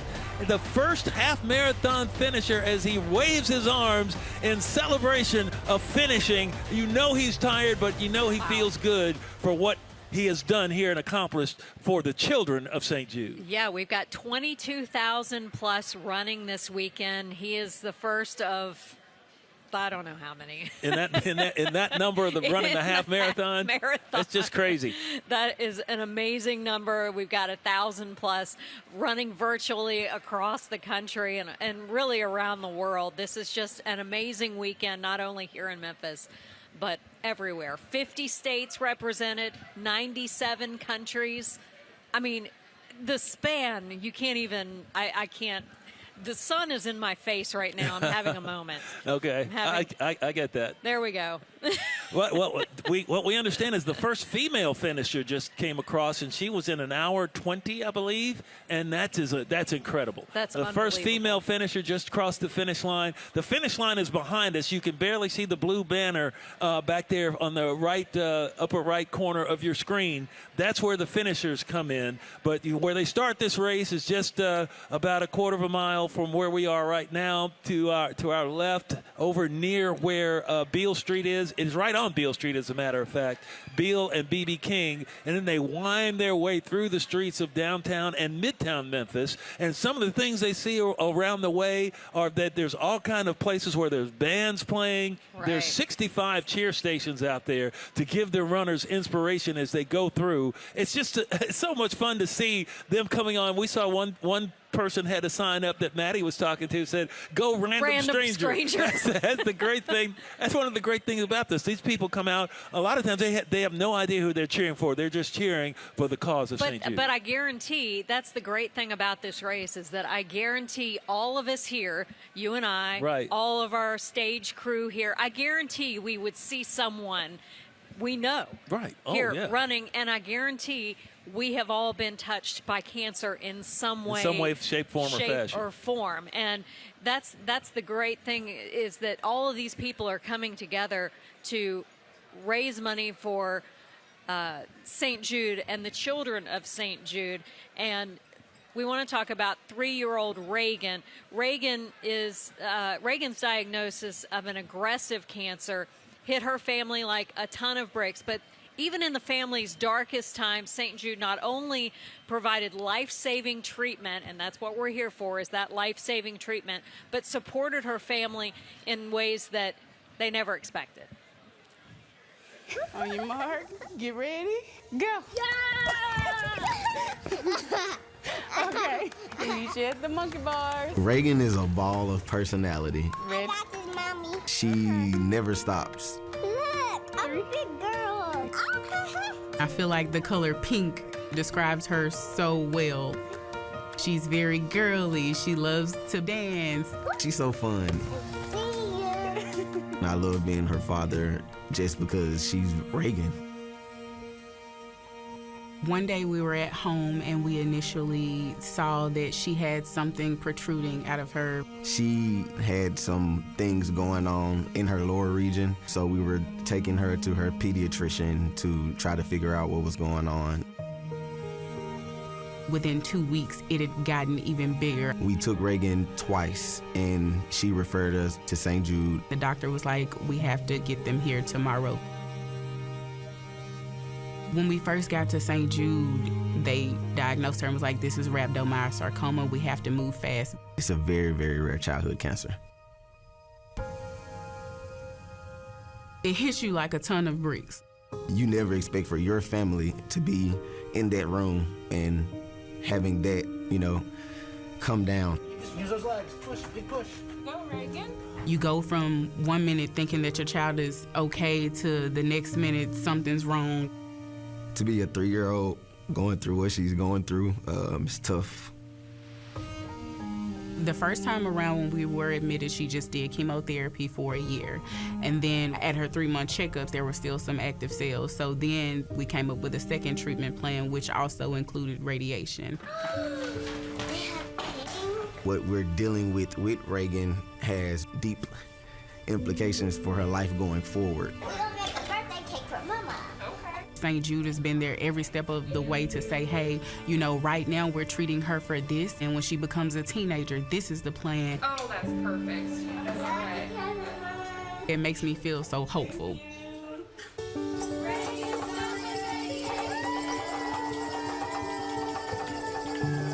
I am so thankful for anybody who is donating or just is a part of the St. Jude process. The love and care is so big. St. Jude has supported us 110%. Hey, Reagan, guess what? You're done with chemo.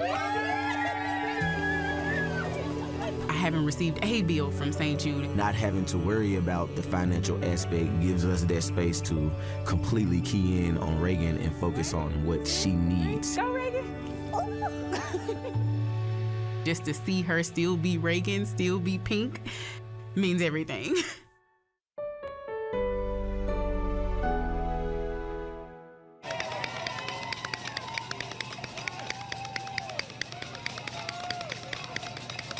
You can see the excitement on my face as I'm here at the St. Jude Memphis Marathon Weekend. 22,000 runners are here running for a good cause, to save lives and to raise money. We're on Riverside Drive and we're cheering these people on. Let's go, let's go, let's go. And they're pushing through. The cold did not stop them. They came out here to complete a mission, and that's to save everybody's lives. One thing I want to say is this is an amazing event. I'm glad to be here. It's one of the biggest events for the St. Jude Memphis Hospital, and we could not have anything better. I'm sending it back to you, Jarvis and Carrie. That's something. Jared's down there at the corner of Beale and Riverside Drive. Just off to the left, the runners can see the mighty Mississippi River, and then to the right, they'll see historic Beale Street. There's so many things to see as they run this course, the marathon and the half marathon. There's the campus spirit spot. That's one of the most inspirational parts of this whole race and this whole operation, and all of distance running, to be exact, because that's where they run through the campus of St. Jude, and they see more than 300 patients and their family members out cheering them like Jared was. I don't know if they got a pink pom-pom or whatever, but they're out cheering them. And the doctors and the nurses and staff will also be out there to cheer them on. Also, at the St. Jude Mission Mile. Now, that's a really poignant mile featuring St. Jude patients' images while they're in treatment and post-treatment. And, when you're in treatment, you lose your hair and things like that. And, not all the time, but a lot of times you do when you're going through radiation and chemotherapy like a lot of the patients have to do. There's the ABCs of cancer. That's the patient art towers. They're stationed within each mile. They also serve as sponsor recognition centers. You got to recognize the sponsors, because without the sponsors, we couldn't do all this that we do. One really neat spot is the mobile Overton Park Shell. That's where they've got DJs and they've got bands and they've got all kind of things. That's at the intersection of A.W. Willis and Danny Thomas. That's over where you would go to Mount Island from here, just to the right a little bit. And it's like they're playing all kind of music. It's not just you're running and there's nothing going on. Right. When your mind starts to wander and you start to think how much you're hurting, then you hear the pep bands playing. You see the DJs are spinning. The DJs are doing what they do. And it just, like you got the smile on their face. They get their smile on their face and it gives them the extra. It's really the spirit of St. Jude. This whole permeates weekend, the whole. It really is the spirit of St. Jude. And if you've ever been to the hospital, just as whether you're visiting someone or whether you're there for other reasons, you expect it to be, you think, oh, it's a hospital. But really, it's an amazing place. Everyone's smiling. Everyone is cheerful because they're saving lives there. Yes. And they don't want it to be a terrible experience. No. They want these children to have their childhood, and that is what it's all about. They want these kids to survive really life-threatening diseases. And, here in the United States, 4 out of 5 children will survive cancer. Around the world, it's not that easy. It's 1 out of 5 children will succumb to, or will develop cancer and survive. 1 out of 5. So we want to make sure that those kids have a chance to survive cancer as well. And when St. Jude opened in 1962, childhood cancer was considered largely incurable. Incurable, yeah. Incurable. 20% survival rate, and now it's up over 80%. And St. Jude will not stop until no child dies of cancer. It's really something to see that. Can you imagine being 8 years old and being told you have cancer? You probably don't even know what cancer is. Probably don't even know what that is. And then it's like, you may not make it. And you're eventually going to get that feeling. And that's why you're having to undergo all this. And you're losing your hair and things like that. But the support groups and everything that's around the hospital and how they try to make it feel, as you said. And all of these people coming together. Yes. They know that it's a big family. And it doesn't matter what, in politics, race, anything, all that stuff's out the window. When somebody's sick, when a child is sick, priority 1, take care of that child. Make sure, that's why the logo has the child on it. Make sure that child is, we got one right here. That's why this logo's on there, folks. You can see it on your screen. That's right. You got to take care of the child. And one thing, even the kids can take part. There's a kids fun run that starts at noon. It's a 1 mile run that kids from 12 and under can take part. And then they get ingrained in them that, hey, I'm doing this to help somebody else. I'm 12 years old. I'm 8 years old, but I'm doing this to help someone else. Absolutely. Well, we've got a lot more coming up here, but we're going to take a quick break. We are live at the Memphis St. Jude Marathon, produced by Juice Plus. We'll be back in just a moment. Imagine a world where no child dies of cancer. That is what drives us day and night at St. Jude Children's Research Hospital. We're changing how the world treats and defeats childhood cancer. And no family receives a bill from St. Jude for treatment, travel, housing, or food. Please, help give these kids a chance to live. We can't do it without you. Help St. Jude find more cures for more children. Donate now at stjude.org. Varsity TV, your all-access pass to everything cheer and dance. Stream over 150 live events. Immerse yourself in the thrill of live competitions. Relive every moment with rebroadcasts and replays. Experience the magic again and again. Stay ahead of the game with The League by Varsity All-Star. Follow the points race, get expert insights, and stay updated with the latest news. View scores as they're released and track your team's success throughout the season across the entire country. Unlock the secrets of cheer and dance with our exclusive content. We have trained for this moment. It does not matter what anybody else has done. Go behind the scenes, witness the magic, and hear from the best on and off the mat. Subscribe today. Varsity TV, where the spirit of cheer and dance comes to life. Thanks to the breakthroughs at St. Jude Children's Research Hospital, 4 out of 5 kids in America will survive cancer. But 1 out of 5 won't make it. What if that one child was yours? At St. Jude, we won't stop until no child dies of cancer. But we can't do it without your help.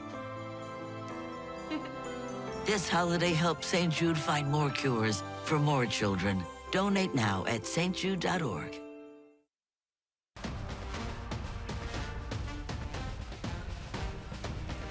We are back live in Memphis, Tennessee for the St. Jude Memphis Marathon Weekend presented by Juice Plus. And Juice Plus is our primary presenting sponsor. And guess who's sitting here with us, Carrie Anderson? She just finished the 10K. Right. This is Gina Gura, the Chief Marketing Officer for Juice Plus. You're still alive. I mean, how are you feeling? My legs feel a bit different to my head, but I feel amazing. What an incredible experience. It's a beautiful day out here. So nice to do this with other people. So whilst I only thought I was going to kind of run, I actually ran the whole thing. Wow. Oh, wow. I feel very the whole thing. accomplished. You didn't stop and trot a little bit or slow down to a saunter. I may have slowed down on the hill. and my walk may be somebody else's walk. And my run might be somebody else's walk because it's not exactly fast, but yeah, I tried to run the whole way. Well, Juice Plus has been the sponsor of this weekend since its inception. Why are you all so involved in this weekend? I mean, I am so incredibly proud that we've been doing since 2001. So for 24 years, we've backed this incredible, movement. Our founder was so passionate about this and so passionate about, giving back. He is from Memphis, so this meant such a lot to him, and we are so proud to carry on that tradition. I think anyone who knows anything about St. Jude's or who has run this, it is truly one of the most humbling experiences. I mean, why wouldn't we support something that has so much purpose and gives back? It's the heart of our brand, giving back to people, doing something that helps the community. So, we run for hope, for breakthroughs, for cures, and I'm so proud that we continue to do this. Tell us about that feeling when you finally crossed the finish line and you got your medal around your neck right there. Tell us about that feeling. What was that like for you? I felt really proud. I mean, I would say that, throughout the race, I didn't imagine how many emotions you feel. It's so emotional. Running through the hospital and, seeing it's unbelievable. And so whilst I thought it was really difficult for me to do a 10K, I was so incredibly proud to be able to cross that finish line and know that I did it, because it should feel hard, but incredibly rewarding. Well, I was going to ask that too. You're a runner, obviously. No, I'm You not. know? Well, Definitely not, obviously. Well, sort of. Maybe I am now. Why was it important? I mean, you obviously you're involved in this, but why was it important for you to come here and be a part of this race? Yeah, you're based out of Miami, but here you are in Memphis. And it's a little bit warmer down there than it is here, right? It is a little bit warmer, but I prefer running in the colder weather. It's so important, not just for me, but so many people. So, I'm so proud that so many of my team are all over this race. A lot of my peers and colleagues have run this, but we have people volunteering, they're at the drink stations. And actually a highlight for me was just as I was looking at the finish line, there were a number of my team members there in their Juice Plus shirts. Oh, great. They were so proud to see me there, and they were cheering, and it was amazing. And I'm so proud of, the work we do at the expo and how everyone gets involved. For us, this is all of us. It's our heart when we do, these types of programs. Sorry, I lost my train of thought there. It's cold. It's a little cold. It's just a little cold. You talked about the going through the campus of St. Jude and seeing the faces of the patients and the doctors. And talk about that a little more and what it means to have the support here, not only for you, but for all of the people running this race. Well, you know, I feel like it's a bit different because it's not about, for me personally, it was about me running. When I go through the campus, I'm like, we're doing it for you guys. Right. And, you know, it's amazing to see you here. And, you know, it felt a little bit different than another race that I would have run before, where it is about me just getting to the finish line. Actually, when you go through the hospital, you realize why you're doing this and why it's so important. And actually, maybe that's what did make me run all the way and not do a few little walks. Walk here about, walk about here. There. Yeah, exactly. Is this okay? Go ahead and give us a spiel about Juice Plus. What is it? Some of the things that the company is doing. So Juice Plus is a health and wellness company. We have been around for over 30 years. We think of ourselves as the OG of, you know, plant-based nutrition, and we're known for our fruit, vegetable, and berry blend. And building, you know, it fits so well with this cause because we believe in healthy bodies, healthy living, and that's what we do at Juice Plus. Excellent, excellent. Well, we appreciate you, Gina Gura. You are with Juice Plus, the presenting sponsor, primary sponsor here of the St. Jude Memphis Marathon Weekend. Now you get to go back to Miami with a nice medal there, Yes, I know. and a full heart, right? Exactly, and a commitment to do this every year. Who knows? It might be the half next year. Whoa. Maybe. Oh, but she says she's She not said a it runner. right here. Now on television, so She I'm gonna says have to. she's not a runner, though. But well, she said I've it got right a year here. to train. It's You got a year you to got train. a year. All right. Yeah, Well, it's good right, luck. so Good no luck. Well, if you excuses. just do the half, that'll be great. We appreciate you, Gina. Now, right now, we want to talk about the donors to St. Jude.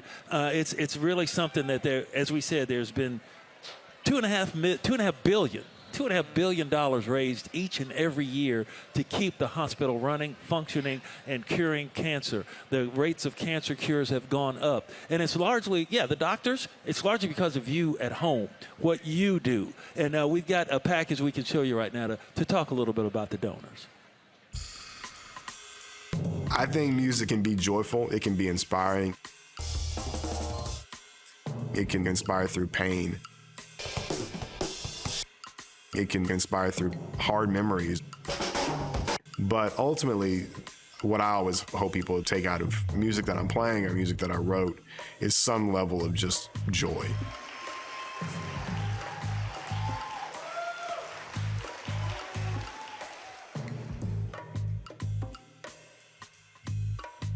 I'm originally from Monticello, Kentucky, which is a small town in kind of southeast Kentucky, right on the Tennessee border. I'm a music educator, a percussion performer, and a composer. My grandfather was a band director and a choir director and owned a music store. My dad is a good trumpet player. I've got several cousins that have music degrees. So there's a lot of music around us. But when I was a little boy, everybody wanted to play basketball. And that's what I did. I woke up every day and that was what I was really passionate about, was playing basketball. Right around the end of 4th grade, my arm started to hurt quite a bit. I talked to mom and dad, and they probably thought, maybe you pulled something or maybe you tweaked something. You'll be better in a day or two. After several weeks of that, my dad said, well, let's go to the doctor's office. That day, an orthopedic oncologist happened to be there on a rotation. And he said, I think it's cancer.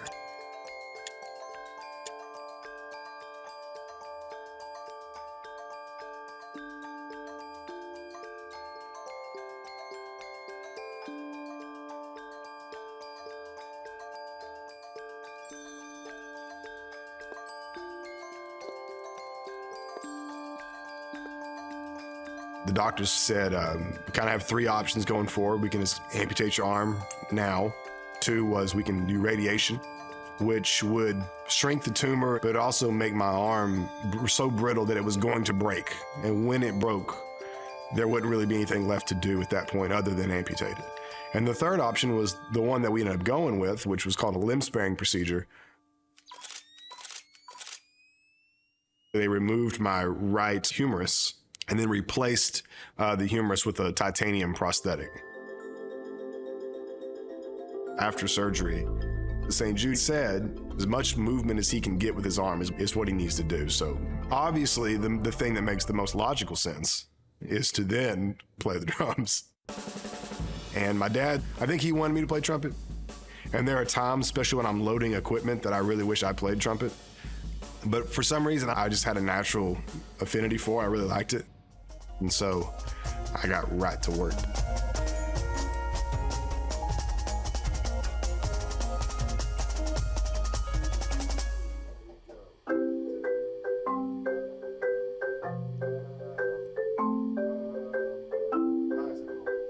Now, when I work with students, I think about how do we help students find their ability to help others?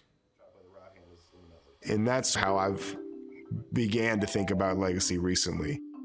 You create a legacy.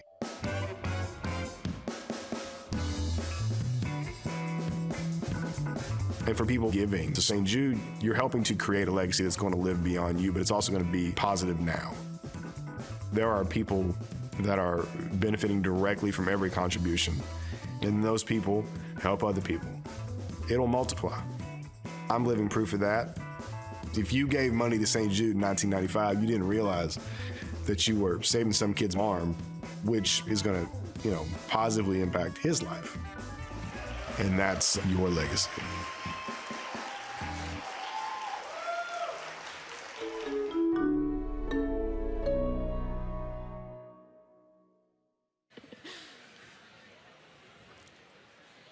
Once again, our set has expanded here at the St. Jude Memphis Marathon Weekend presented by Juice. Yes, we do. Juice Plus. We have the male winner of the half marathon and the female winner of the half marathon, Madison Dominy. And Tal Old. Yes. So, Tal Old, wow. You don't look that old, Tal. How old are you? I'm 22. 22, wow. And how many of these have you done? This is my third one. I did it about 7 or 8 years ago, but this is the first time that I've actually been competitive and was able to come away with the win. You won it. So crossing that finish line, we saw you put your arms out. How much was it? Joy, relief, pain? Get me out of here? What was it? Oh, it was joy. I was just happy to be out there and happy to come away with the win. I was kind of hurting those last couple miles, but it all paid off in the end. Yeah, there you are coming across the finish line. And, when you're running those last couple of 100 yards and you see the fans out there cheering for you, that's got to be an exhilarating thing. Oh, yes, sir. Every time I was passing the fans, even the guys that were finishing up the 5K, they were so encouraging. And I'm just grateful to have those people along the way. It really helped me pursue the time that I did. So this is your third, and you've got the back-to-back winner. Back-to-back top finishes for Madison. You come from Chattanooga all the way across the state. Yes, Tell me about your run. How did it feel? How you feel now? Yeah, I'm happy to be done. I'm obviously very tiring when you're running 13 miles, but I had a blast. I'm just so thankful that God gave me the legs to be able to run today, and it turned out to be a beautiful day, and the crowds were great, and yeah, it was just a great time. This is the top ranked marathon in the state of Tennessee. We've been talking about that all this morning. Yes. What makes this race so special for you? Just so many things. It's the crowd, people cheering you on. They're just so upbeat, and they come out early in the morning with just unmatched energy, and it's fantastic. But also just that run you do through the hospital there. At that point, I was kind of starting to hurt today, and that just re-energized me, and it really touches my heart every time. And Madison, of course, is from Chattanooga. You were from Collierville, went to Collierville High School, and now you're back here in Memphis. You went away to Union University, right? Lee University. Oh, Lee University. Yes, you went to Lee University. That's over is that Middle Tennessee? It's over in Chattanooga area. Oh, it's in the Chattanooga area. Okay, yes, but now you're back here studying to be a doctor yourself, right? Yes, sir. How about that? And how inspiring was that for you to say, look, I'm going to give this another shot, see if I can do this? Tell us about that. Yeah, one of my roommates in college, he was diagnosed with cancer about a year or two ago, and he ended up going to St. Jude, and they treated him, and he got back, and he was on my team with me in college, and he came back and was able to make the national stage and get All-American after his cancer treatment. So that's an incredible story, and he's my best friend. So to be able to come out here and represent him and just to have his inspiration really meant a lot to me. And to come away with the win, that's just all glory to him and all glory to God for sure. And that just shows that, it's not just,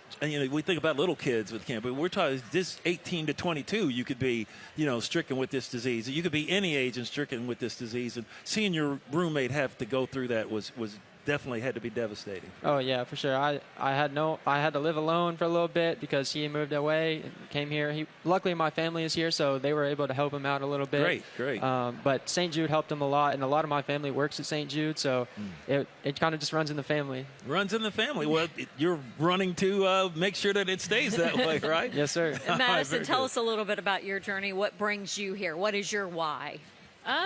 So my aunt has actually been running this race for quite some time now with one of her friends, or a couple of her friends actually. And in recent years, my cousin has started to run too, and that kind of brought me on as well. My aunt has always spoke wonders about this race and about the cause. And I think everybody kind of knows somebody that's been touched by someone with cancer. So just to come out and be able to support those who have been touched by that a little bit more closely has been great. What does it take to prepare for something like this? I mean, obviously you're a runner, so yes. What do you do throughout the year? Is it something that you're constantly training for? Yes, kind of. I take some time off, probably more time than I should sometimes, but definitely training for a few months for sure, very consistently, and doing multiple runs throughout the week. So is this a regular race for you, and do you do other races throughout the country, or is this one you focus on? I'm hoping to get into doing some more races in the future. Would like to do a full marathon at some point, but this is a regular race for me going forward. I think Great. I can't just not come back to this race. Great. It's just, like I said, a magical weekend and a magical race in a lot of ways. Three-peat? Could we be looking at? I don't know. We'll see. That's a lot of pressure, but we'll see. 119. I'm calling it. 119. I'm calling it. I Okay. think you got repeat. We've got a three-peat, and we're going to have a repeat next year. 112 for you, an hour and 12 minutes, and 119.52, I think, for you, Okay. Madison. Yeah, something Tremendous. We appreciate you. Tal Old, who's from Collierville, Tennessee. He won the men's portion of the half marathon, and the female winner, back-to-back champion. Pop the collar there. Madison Dominy. Madison Dominy from Chattanooga. When we come back, we'll have more St. Jude Memphis Marathon Weekend presented by Juice Plus as more runners start to cross the finish line. These are the guys that are running the full marathon now. We'll have much more from you, and you'll hear from our own Madison, who's out on the course, when we come back. Where a child with cancer lives shouldn't determine if they live.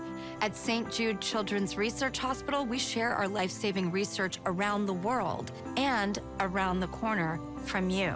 St. Jude takes on the toughest childhood cancers. We're giving kids everywhere a chance to live, a chance at a lifetime. Is there any greater gift than that? Help St. Jude find more cures for more children. Donate now at stjude.org. Hello, everyone, and welcome to the Varsity TV studio. The 2025 Cheer Sport National Championship.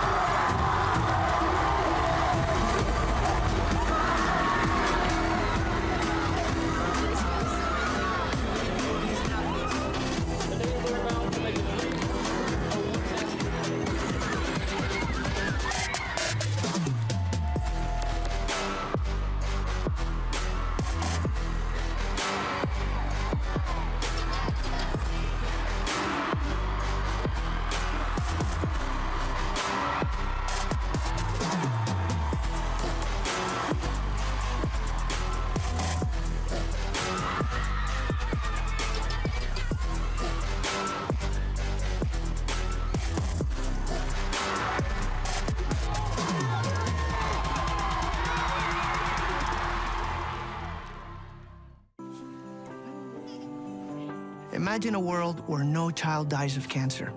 That's the mission of St. Jude Children's Research Hospital. Since 1962, St. Jude has helped push the overall childhood cancer survival rate in the U.S. from 20% to more than 80%, and we won't stop until no child dies from cancer. Every child deserves the chance to grow up. Help St. Jude find more cures for more children. Donate now at stjude.org. Welcome back to downtown Memphis, site of the St. Jude Memphis Marathon Weekend presented by Juice Plus. Another one of the marathon winners crossing the finish line there, getting his medal and award for, this ain't a participation trophy because they got their sweat equity in this, and there's also, they're putting money in this because they're race We're fee. participating in eating donuts.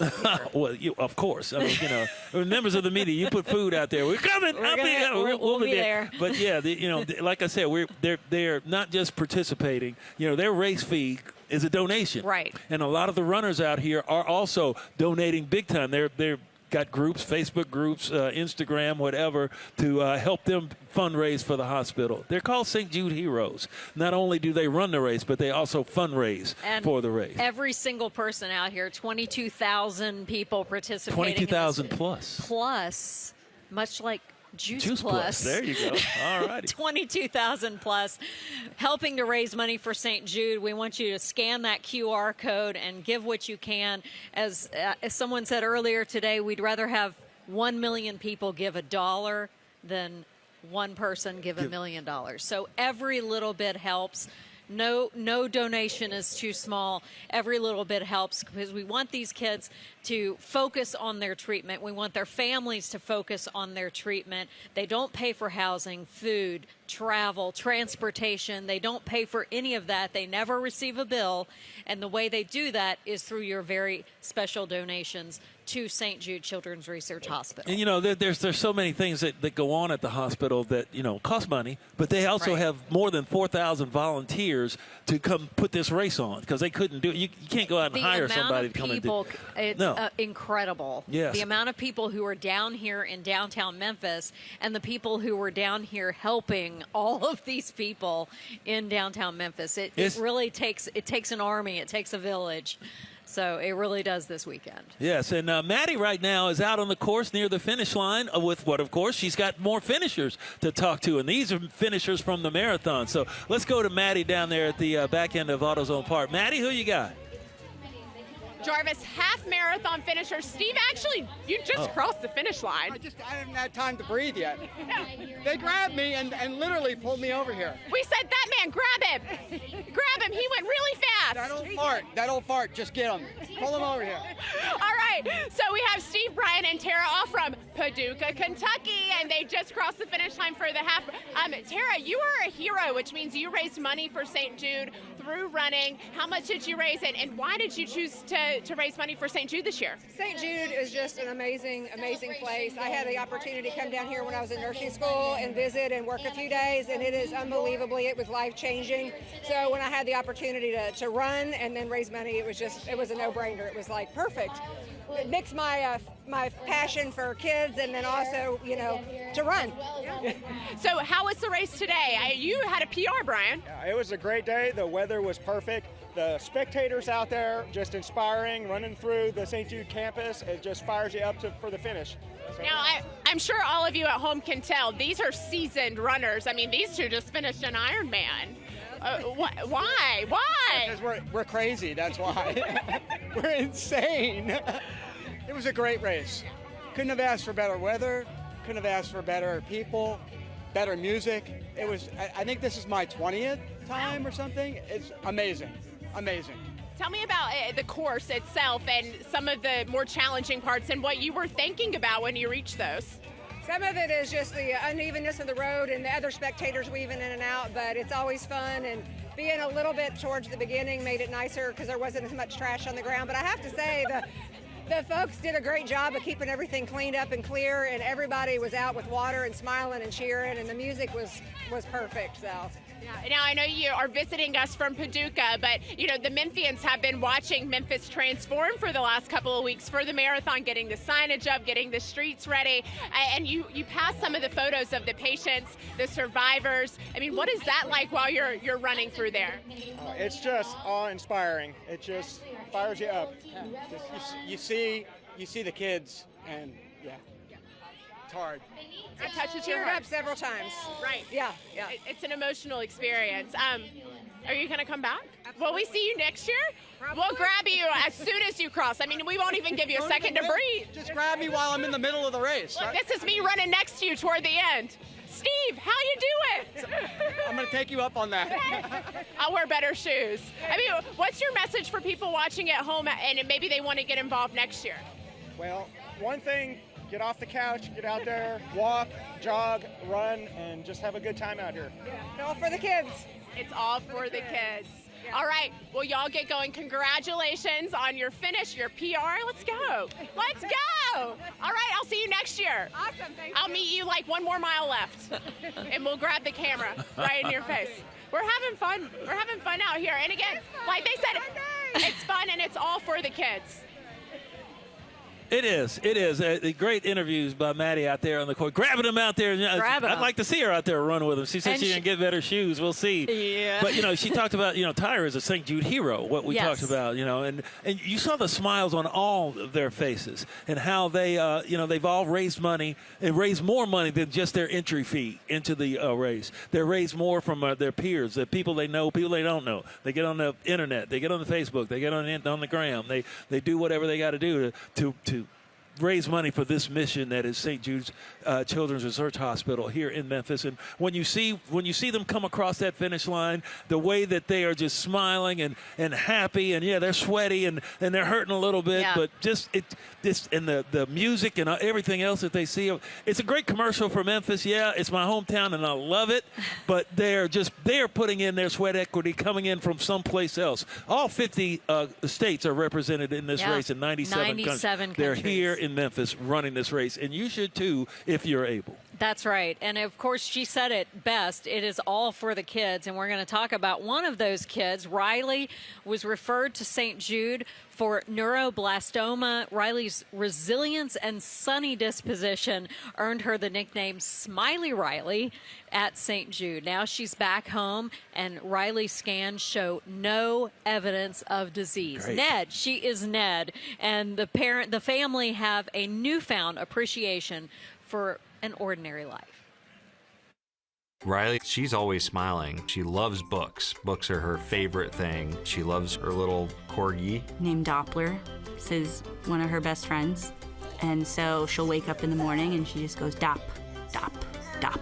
I just can't believe that I had part in creating such a happy little human that really teaches you how to live in the moment. And it just shows you not to take anything for granted. Riley had some unexplained black eyes that started to develop, and my husband and I just watched it over a course of a month, and we brought it up to our pediatrician, who was great, and she ended up doing some tests. Early January of 2024, Riley was diagnosed with neuroblastoma. It changes everything. You feel hopeless at that moment. What is the next step? What do we got to do to get this figured out? We were able to get a referral in, and we were headed to St. Jude by that following Monday. You can't really describe the type of hope that they give you as a family, because you go in expecting the worst. And I feel like in our case, we got a lot of the best. And I think the hope is a huge factor. The fact that we don't receive a bill from St. Jude it's incredible. You can't put a price tag on that type of generosity. And the hope that they give you is priceless. It's just amazing. We are living proof. We went in today to clinic and we got the No More Chemo song for Riley. And that means that we get to go home. To be able to be done with this part is so huge. So thank you, everyone, for the support. And I just can't say enough good things about St. Jude, because I don't know where we would be without it. I personally wanted to do this video without crying, but Can't do it. I can't do it. Anybody who is supporting this organization, I'm not sure that they know the impact that they're having on people's lives. It's an incredible place that really allows families to get through the worst of times. St. Jude is hope.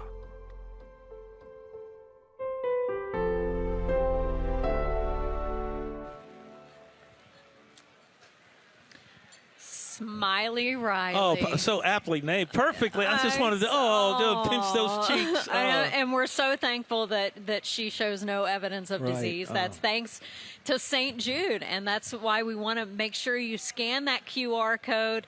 I think we can put it up on the screen. Scan that QR code, make whatever donation you can afford. Any amount helps.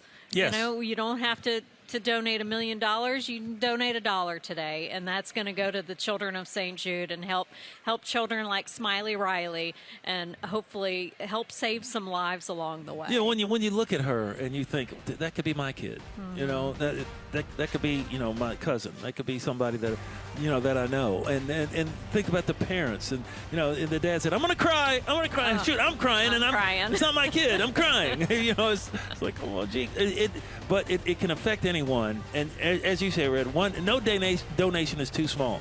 The average donation is $25. $25. They raised $2.5 billion last year. Yeah. That's been the average for the last couple of years. 2.5. It takes more than $2 billion to run the hospital. The extra money is going into the towers that you see raising, the twin towers that are on the west side of the hospital campus. There's more going up to bring more researchers in, to bring more personnel in, to fight this dread disease that is affecting so many. More than 400,000 children worldwide are affected by childhood cancer, and you know, whatever you can do to eradicate that, you want them to be able to grow up and live lives like we've been able to do, and have a chance to see the world, do things, get married, you know, run in races, do the high jump, do the hula, whatever you want, you know. But it all starts now, and if we do what we do now.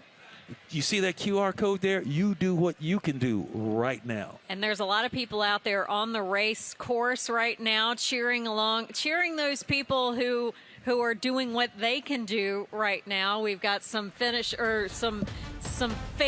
cheering for Mom, and yeah, they Mom, got Cassie. Kids and Dad cheering for Mommy to come on in. Come on, Mom, we're for you.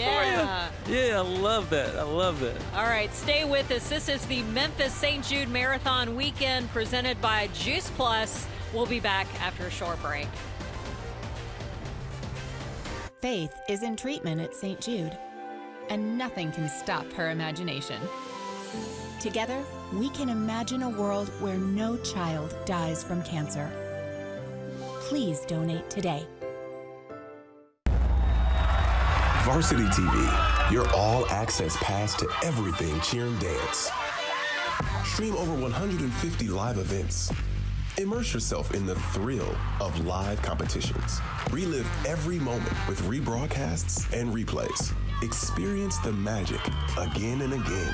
Stay ahead of the game with The League by Varsity All-Star. Follow the points race, get expert insights, and stay updated with the latest news. View scores as they're released and track your team's success throughout the season across the entire country. Unlock the secrets of cheer and dance with our exclusive content. We have trained for this moment. It does not matter what anybody else has done. Go behind the scenes, witness the magic, and hear from the best on and off the mat. Subscribe today. Varsity TV, where the spirit of cheer and dance comes to life. My little miracle is Beckett. You look great. A month after his 3rd birthday, he got diagnosed with ATRT brain cancer. You never think it's gonna be you. All you can think of is, the kid's not gonna live. I wish my cancer's gone. St. Jude, they saved Beckett's life. The fact that they are researching and they are saving these children, it's so important. And St. Jude doesn't bill us for any of it. It's a blessing. We wouldn't be where we are without St. Jude, and in turn, we wouldn't be where we are without those people that have donated. You can help save the lives of children like Beckett by supporting St. Jude Children's Research Hospital. People that donate are giving our kids a chance to live.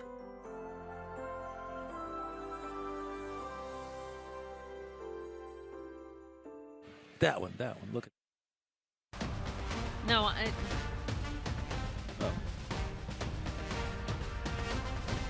You're looking at a shot of downtown Memphis. You see the Mississippi River right there as the St. Jude Memphis Marathon Weekend presented by Juice Plus powers on.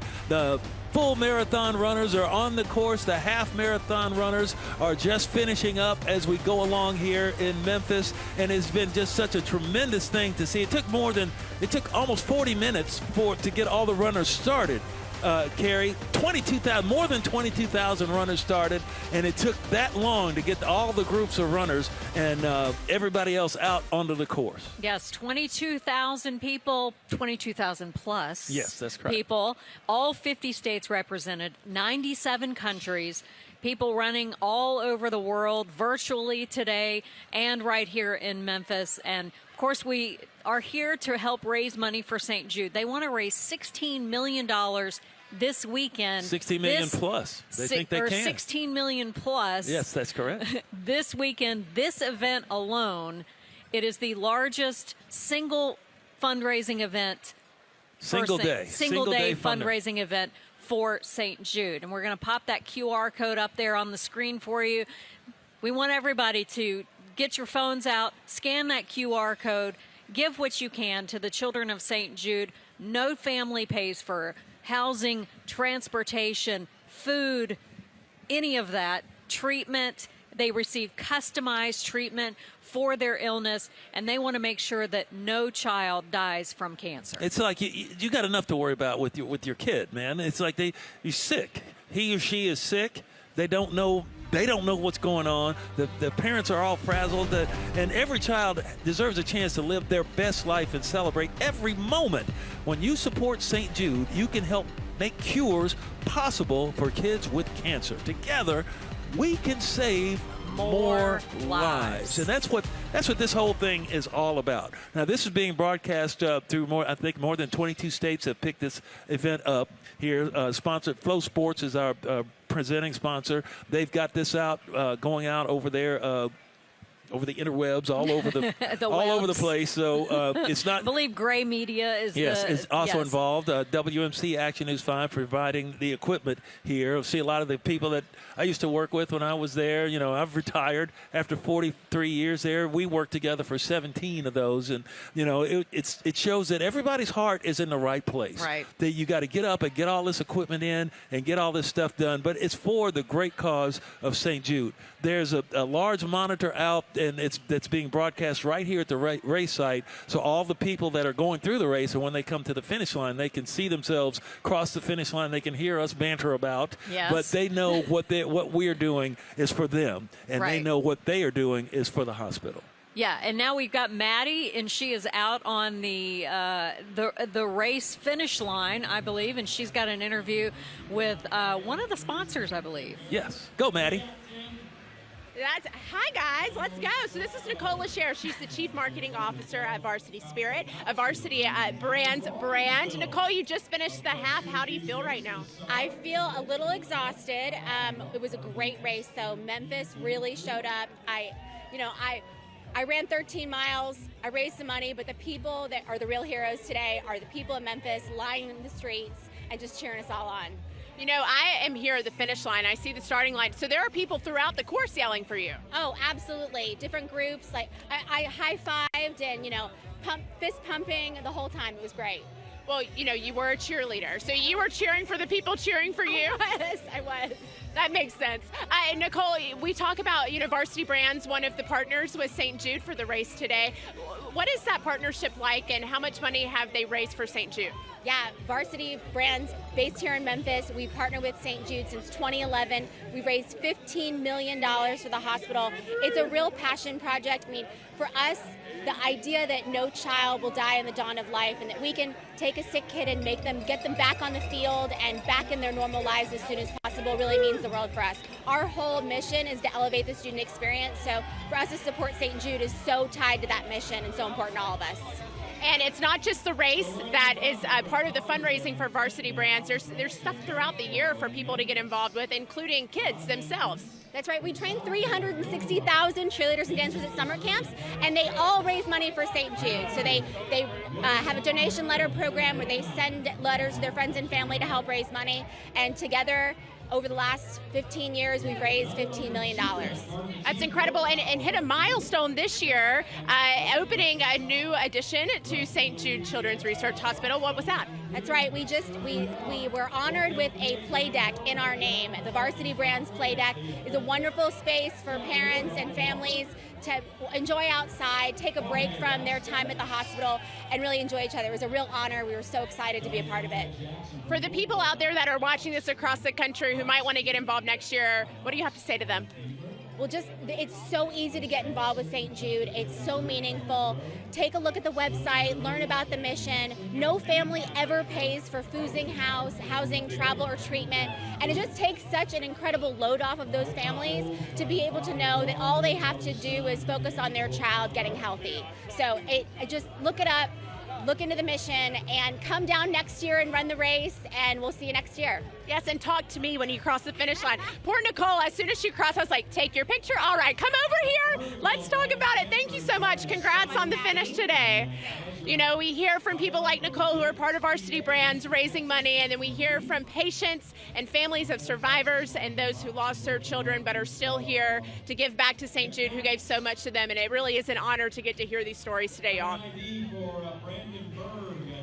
It's just a wonderful thing to see that, you know, Varsity Brands is based right here in Memphis. You know, there are so many companies that are based here that have a lot to do with St. Jude, that they cannot not do it because it's A, is right here, and B, because the cause is so good. Right. And, you know, they send a lot of, you know, that Screech Fest down in Orlando for Varsity Spirit, where all they have the cheerleader competitions. But you can see on your screen all the sponsors that are participating this year. These are the official sponsors, the event sponsors, the official partners like CBiz, Landers, Ford, Shaw, FedEx, of course, American Airlines, Flow Sports, who has the facilities to get us on around the country. Action News 5, the local, they're providing all of the equipment and everything to get us on the air. Is that Gatorade? You see all kind of Nucor, which is they make steel, and they're over on President's Island, which is just a little bit away from here. J.P. Morgan Chase, Circa,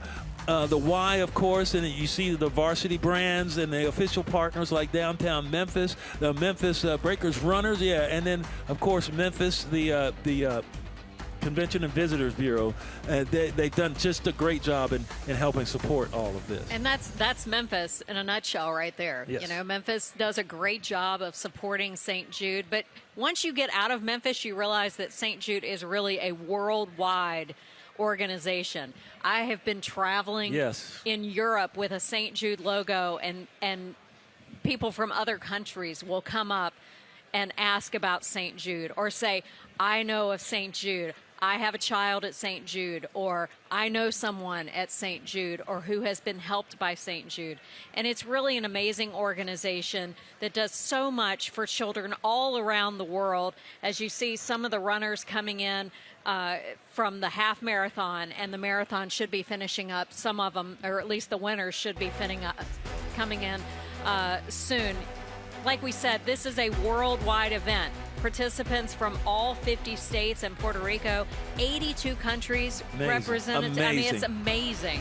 It's amazing. But that's the St. Jude name, and that's what makes this so special, is that it's not a Memphis event. It's a world event. You know, we get to travel and do things. You know, I do Memphis Tiger football, and when we go on the road in the hotel, turn on the TV, and first thing I see is a St. Jude ad. Right. You know, and you hear that dun dun dun dun dun dun. You know, the logo music and everything. Hey, that's my hometown, and it's being broadcast to people that don't have any connection, don't know. And I think it's purposely done that they don't say the city, because they want people to know that this is a national, international thing. So you don't have to say, okay, yeah, but I'm giving. And it is something when you come to the fact that as far as the parents are concerned, you know, no parent wants to hear that word has cancer. No parent wants to hear that. You know, I can't imagine if that was me hearing about that about my children. And the future becomes uncertain. And now that this little boy, Reed, he's completed treatment at St. Jude, and he's planning for the future right now. And his family is grateful for every moment made possible by St. Jude, every moment, big and small. I was just a normal second grade kid doing everyday kid things. My mom noticed something wrong with my left eye. We were never planning for our child to have cancer until the one day they told us that he had it. My name is Reed, and when I was 7, I was diagnosed with rhabdomyosarcoma. Since that moment, I had chemo rounds, MRIs, many long days and long nights. I went through about a year and a half, actually, of treatments, and because of the great people at St. Jude, I was declared in remission. It's so nice to see that for all practical purposes, he's a normal teenage kid getting ready for college and things that all teenagers are doing. I love playing golf with my friends. I like to hunt, like to fish. I like playing guitar with my dad. From the second I learned to chord, that just really triggered my brain, and I just started eating it up. And so, because I got into it with him, we just started playing together. When you're faced with a time where you don't know if you're going to get those moments down the road, when you do come across them in life, you're fortunate enough to experience them. They just mean that much more. When cancer enters into your life, then your future becomes what's going to happen the next 5 minutes. So to be able to now start looking again as we're applying for colleges, what's the next 4 years going to look like? The next, 10 years from now, where's he going to be? We've got this. I think we do. St. Jude gave me an incredible gift. I get this opportunity to pick out what I want to do for the rest of my life. I think he's got a bright future, and I'm excited to watch it happen.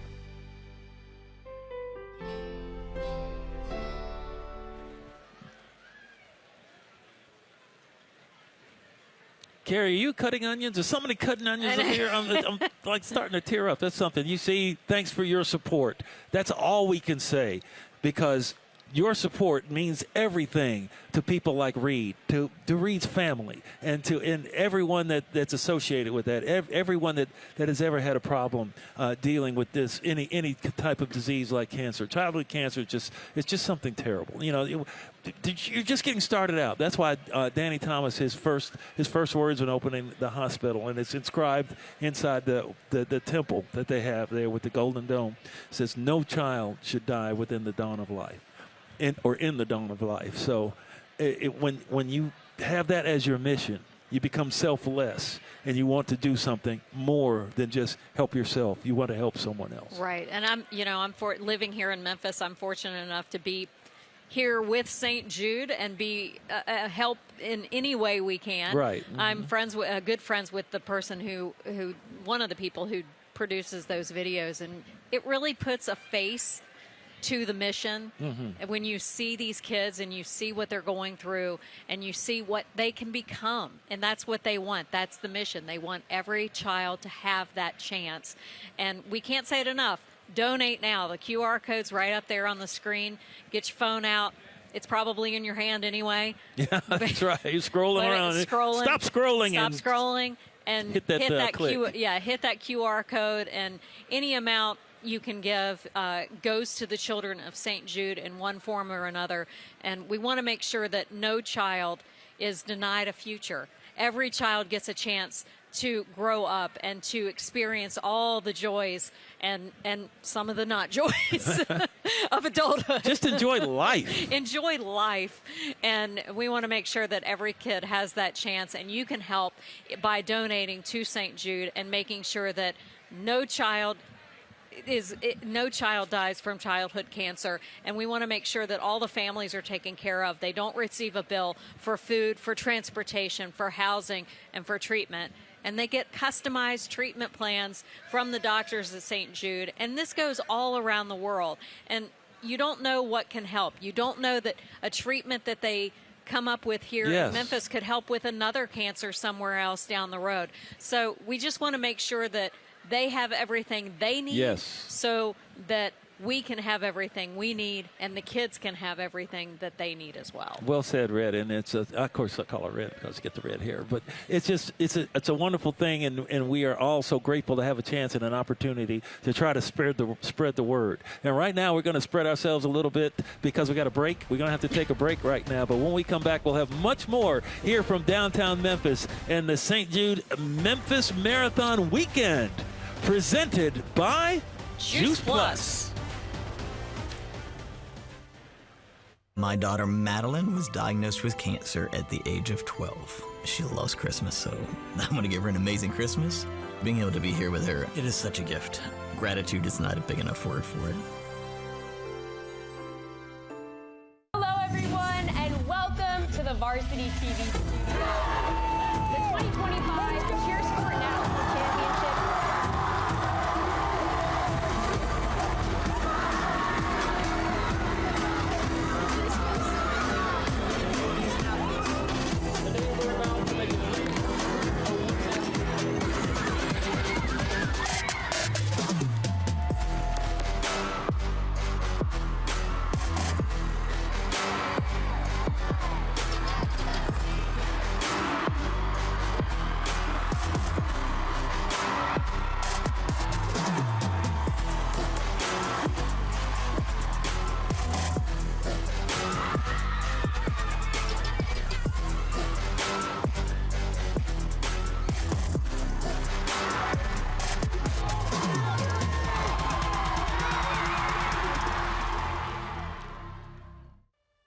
Why be at the forefront of childhood cancer research? At St. Jude, we do it so Hunter can climb his favorite tree again. So Faith can ride her bike in the warm night air. And Miguel gets more story time with Mama. We do it because every innovation we make is a moment we give to children with cancer everywhere. But we can't do it without you.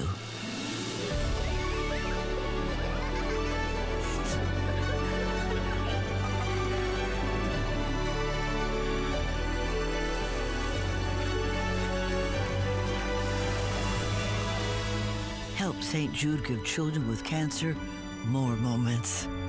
Moments that can last a lifetime.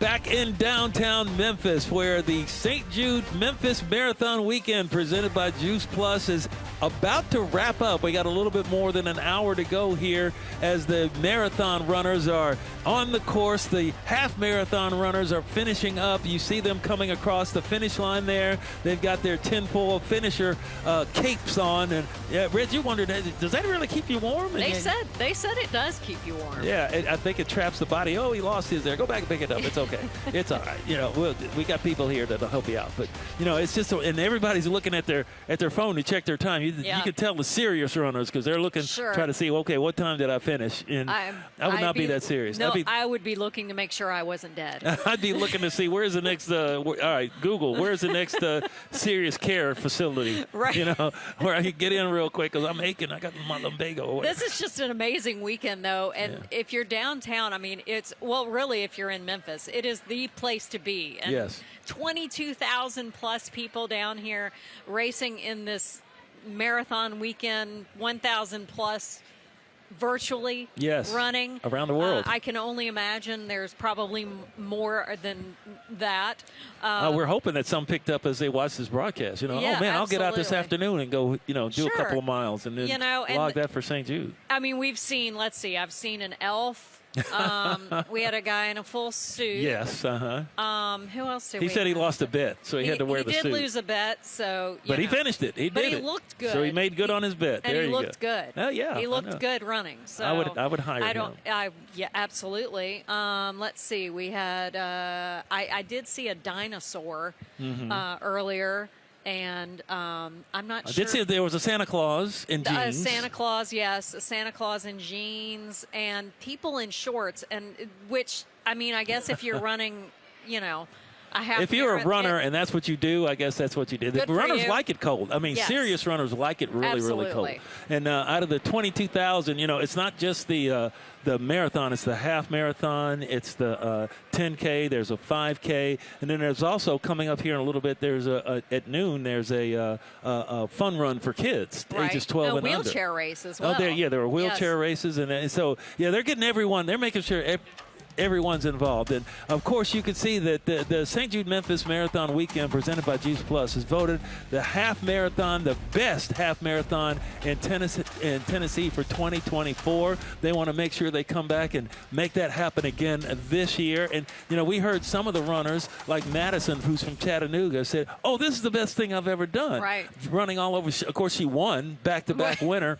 But she said with the music and with the cheer stations and then running through the campus of the hospital. There's like 65 cheer stations, I believe. Yeah. Yeah, and there's all kind of places for inspiration, like artwork by the children of St. Jude. And but I think especially the music. It's Memphis music. You know, Memphis music is known throughout the world, just like St. Jude Children's Research Hospital is. And when they come by and they hear the music playing, it just gives them that extra. They're not just out running with nothing else to do or see, or where they only think about running and how much, you know, it's tough to run, but they have things to take their mind off of it. And also when they hit that corner and go around to St. Jude, that really does. Yeah, absolutely. They see the faces of the children. There are some of the patients, the doctors, the nurses, the parents.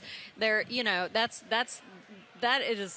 is an inspirational moment for everyone. And we want to talk about Romeo.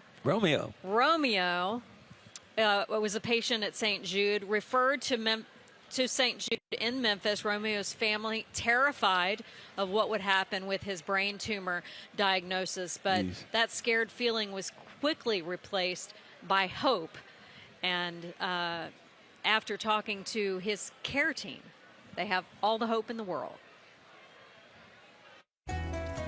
George is his standard poodle.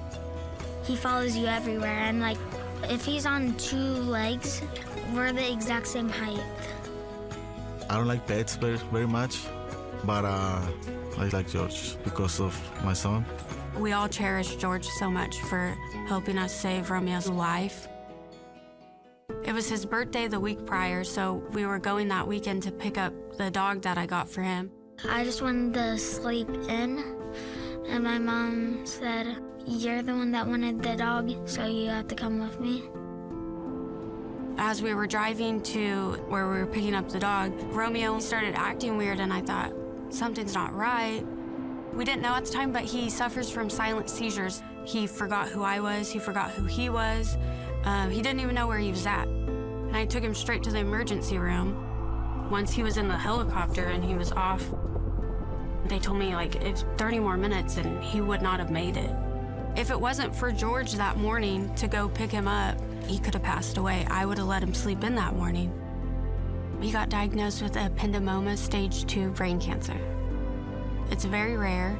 It was a large mass on his brain that got surgically removed twice. He stayed in a hospital for a while. They referred us to St. Jude.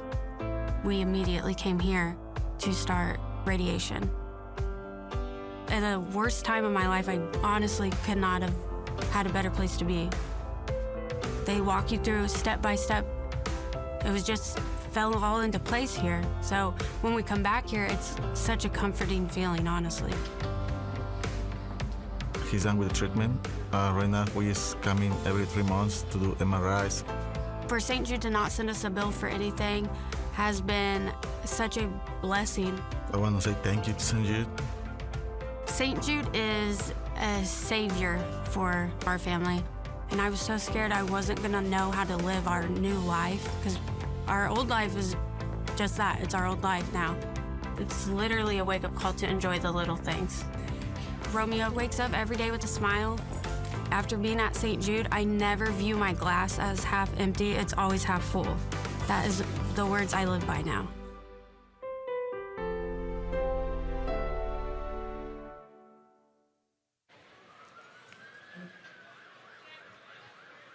Wow, you see some of the kids out here on the course. Their parents are running, and it's, oh man, that story with Romeo and his dog.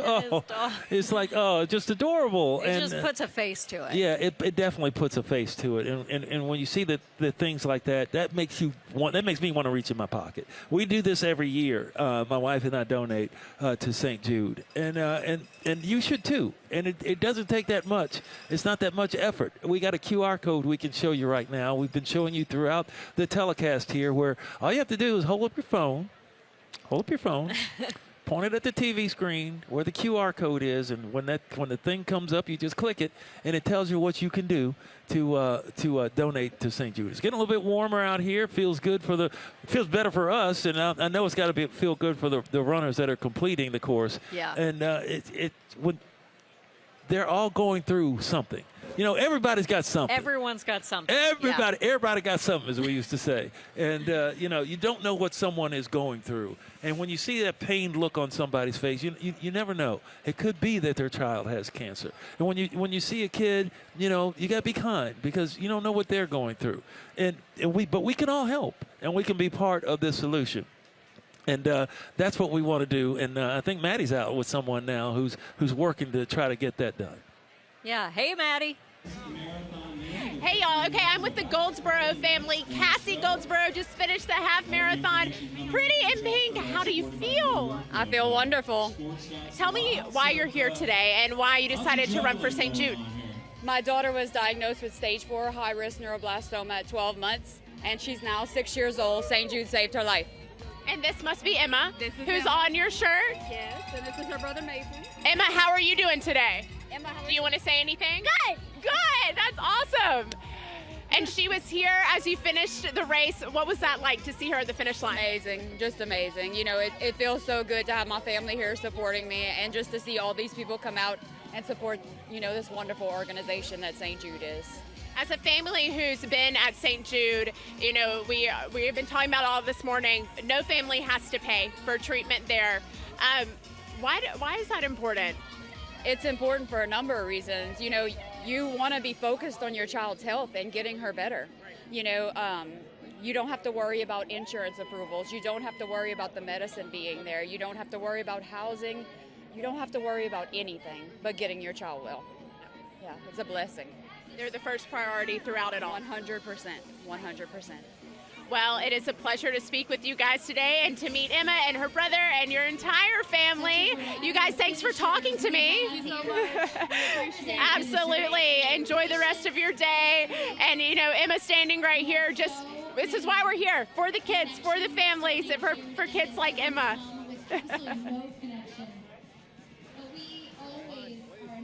Excellent, Maddie. That's wonderful. You know, one thing we saw about, you know, this parent here, she said that St. Jude saved her life.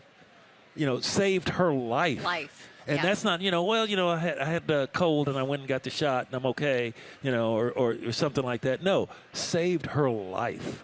And that's something that there's no price tag put up. You can't put a price tag on that. And that's why St. Jude doesn't put a price tag on that. Right. It doesn't matter if you're rich, poor, whatever your circumstances are. You can come to St. Jude or you can get the protocol wherever you are because, as we said, they're not stingy with what they do. They want to make sure the world has this, has the knowledge and the ability to. They share their knowledge around the world with doctors around the world, so they can take care of sick kids in their area wherever they are.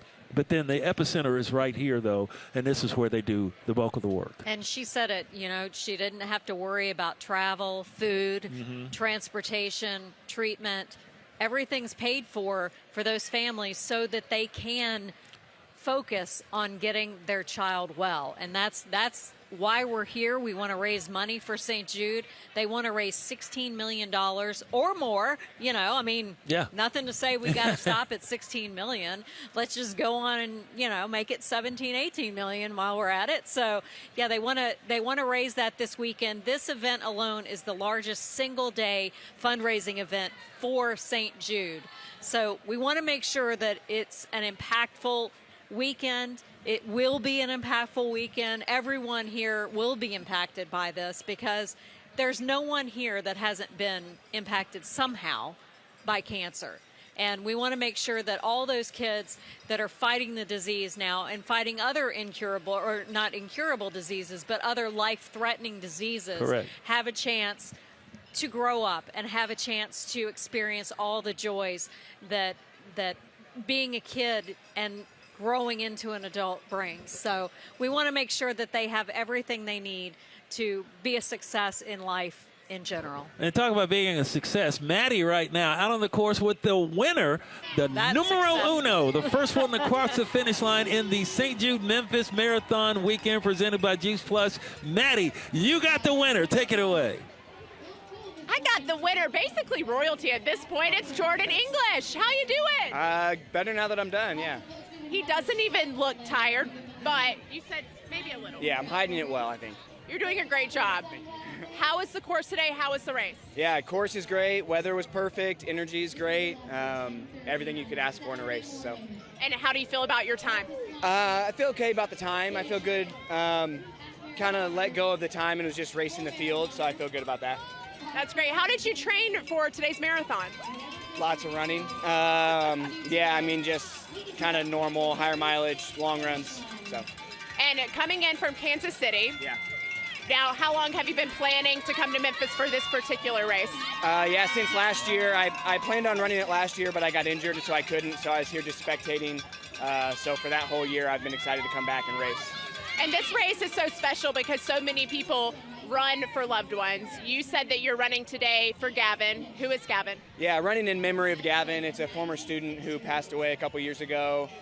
His family is part of our cross-country team in Liberty, Missouri. So yeah, running in memory of him. And what was Gavin like? He was awesome. Lots of energy, hard work.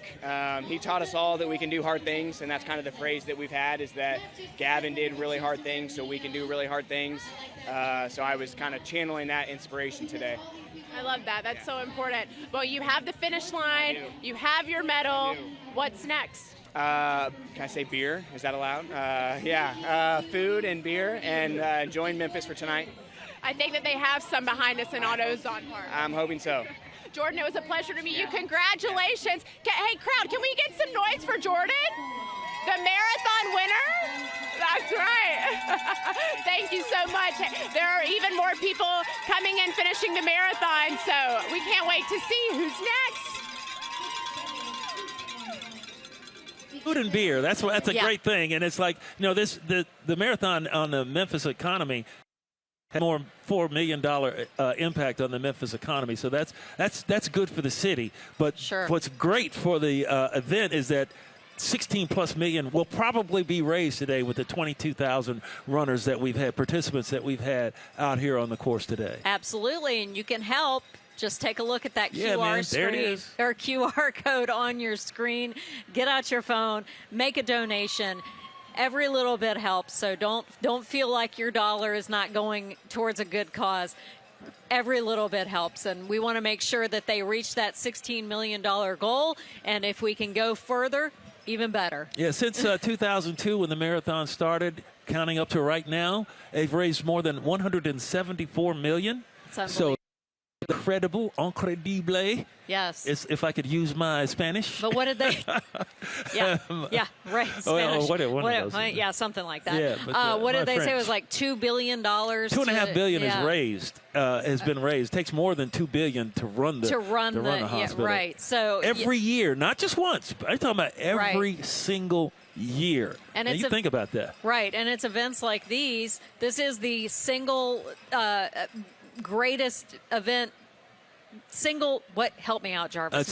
My brain just left my body. Like there's a lot of events, like you have the FedEx St. Jude Championships. Single day fundraising. That runs over several days. You have some other events that go over several, but in the single day, this is the single largest day. Fundraising in a day, single day, yeah. So 16+ million. So that's what we want to see. Yes, 22,000 people here. Yes, there it is. That's what I needed. Thank you for correcting us. Thank you. The largest single day fundraising event for St. Jude. Folks, we've been here for how long? You get a little loopy. 3 hours. We've been here since 5 o'clock in the morning. The coffee is wearing off at this point, and I have not run a marathon. But this is our 24th race weekend, the big 25 next year, so we're looking forward to that. Hopefully we'll be a part of that as well. It's just an amazing event. Look at all these people. We've got some finishers. The marathon winner just crossed the finish line, and I'm sure we'll have the female winner coming in shortly. We are live here in Memphis, the Memphis St. Jude Marathon Weekend presented by Juice Plus. We'll be right back. Every action has a reaction. Here at St. Jude, the act of giving sets off something extraordinary. A chain reaction that fuels hope and progress. Each donation powers research that could help accelerate breakthroughs and lead to the discovery of more life-saving cures.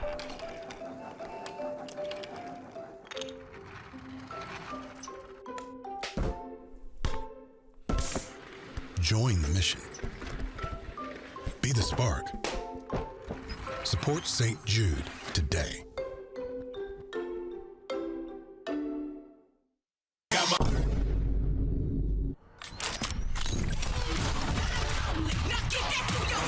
Cause on the fourth day, God created. Legend 8 curse down. Get this beating wild and out. You don't get it yet. I'm back if you can hear me say BKA. We don't play. It's a Brandon all up in your face. All up in your face. All up in your face. BSB black. Struck back. I got my hands with me. And you pop back. You win. There's a storm in the AVL beats. AVL beats. I'm a AVL beats. Get home. H13 on top hunting. The bulls are running. You better watch out. A stampede is coming. Like a bull in the ring, you're about to get started.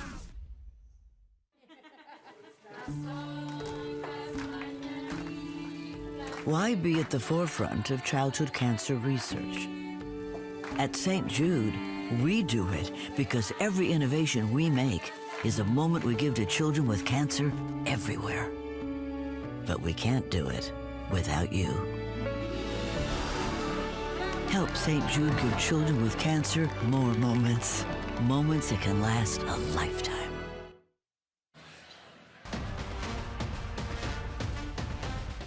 Hey, back live in downtown Memphis, the St. Jude Memphis Marathon Weekend, presented by Juice Plus. About to wrap up here. We're going along as we've seen the first winner, the winner of the men's section group, of the marathon. 26.2 miles, I think is what a marathon distance is. A little farther than I can remember. Yeah, that's a long way, or we say long a way, and you can fill in the blank. But and he did not even, he looked nonplussed about it. He was, he's a little tired, but I'm okay. Yeah. But he said he's from Missouri, Liberty, Missouri, and so all 50 states are represented in the race here. They're coming from all over the country to run in this race. Why, you might ask? Why would you come to Memphis to run and be tired and all that stuff? It's cold. It's getting warmer now. But you come here because of the cause. There's a reason for the race, as Chris Boyson said, who's one of the executives at St. Jude. There is a reason for this race, and it's the kids. It's getting them the resources they need so they can live healthy, productive lives. And who knows what they could grow up to be. But you want them to grow up. And that's why the hospital is here, to take care of these dreaded childhood cancers, eradicate them if at all possible, at least make it livable for them. And we're surrounded by banners and pictures. Yes. The children are not lost in this. No. It's finding cures, saving children. That is the goal. The race participants will see patients, doctors, nurses, all kinds of support staff when they go through that campus, that is which so is about inspirational. what would you say, like a mile? It's about a mile it's from about here. a mile from here. So just down BB King. Yeah. Go that way and you'll run into it. And there's more construction going on right sure, now. Because it doesn't end. No. It doesn't end. They're building But more that's the research goal, towers. is that hopefully it does end.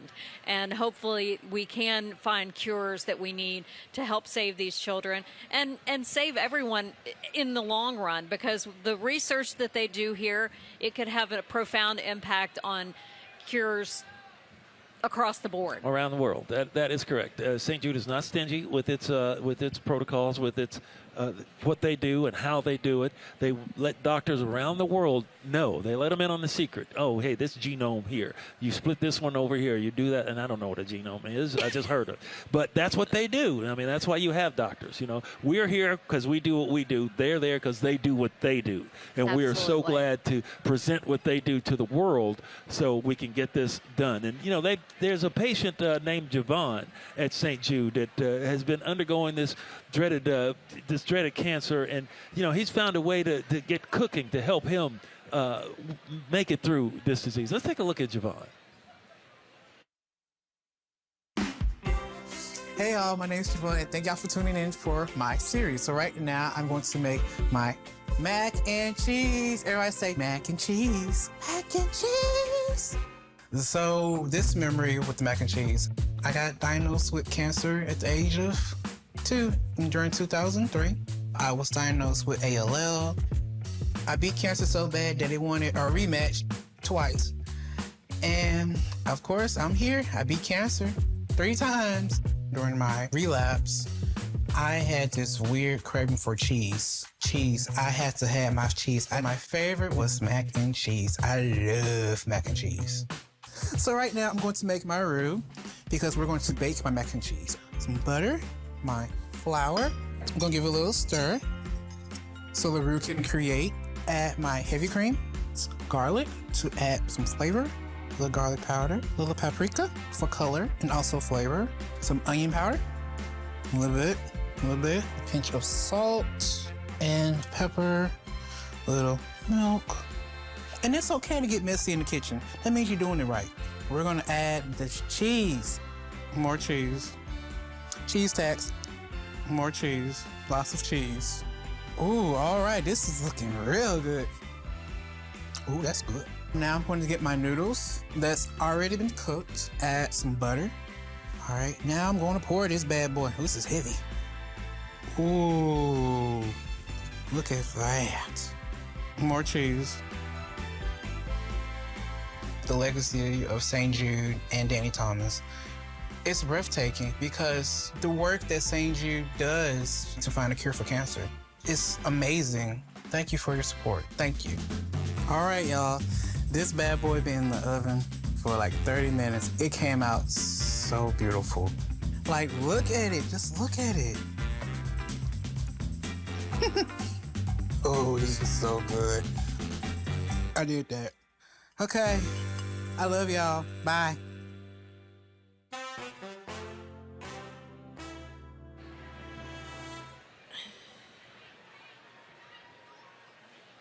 Oh, dude, we were just looking at that. That is that's not Pikachu. That's from Pokemon. It's got to be one of the Pokemon. I don't know which one it is. My grandson watches it. I'm saying turn that off because I cannot stand. No. Somebody else fight your battles for you. Though. But you know, fighting the battles is what we're doing here today, and that is just awesome. Can you imagine running in that? He's got his race number on and everything, and that's he's awesome. Trying to do the Dougie there, I think. Yeah. But it's just amazing. And I have to say this, Carrie, Red, if I could be so close to you. I'm hungry. I ain't hungry. I'm hungry after watching that. Javon. Dang, Javon. That looked good, buddy. I'm telling you what. I'm really craving some mac and cheese. And, you know, in the shot of him as a kid and then the shot of him as older, and he's got that shirt. This shirt saves lives. And it really does. It really, really does. And he's grown up to be able to do those kind of things.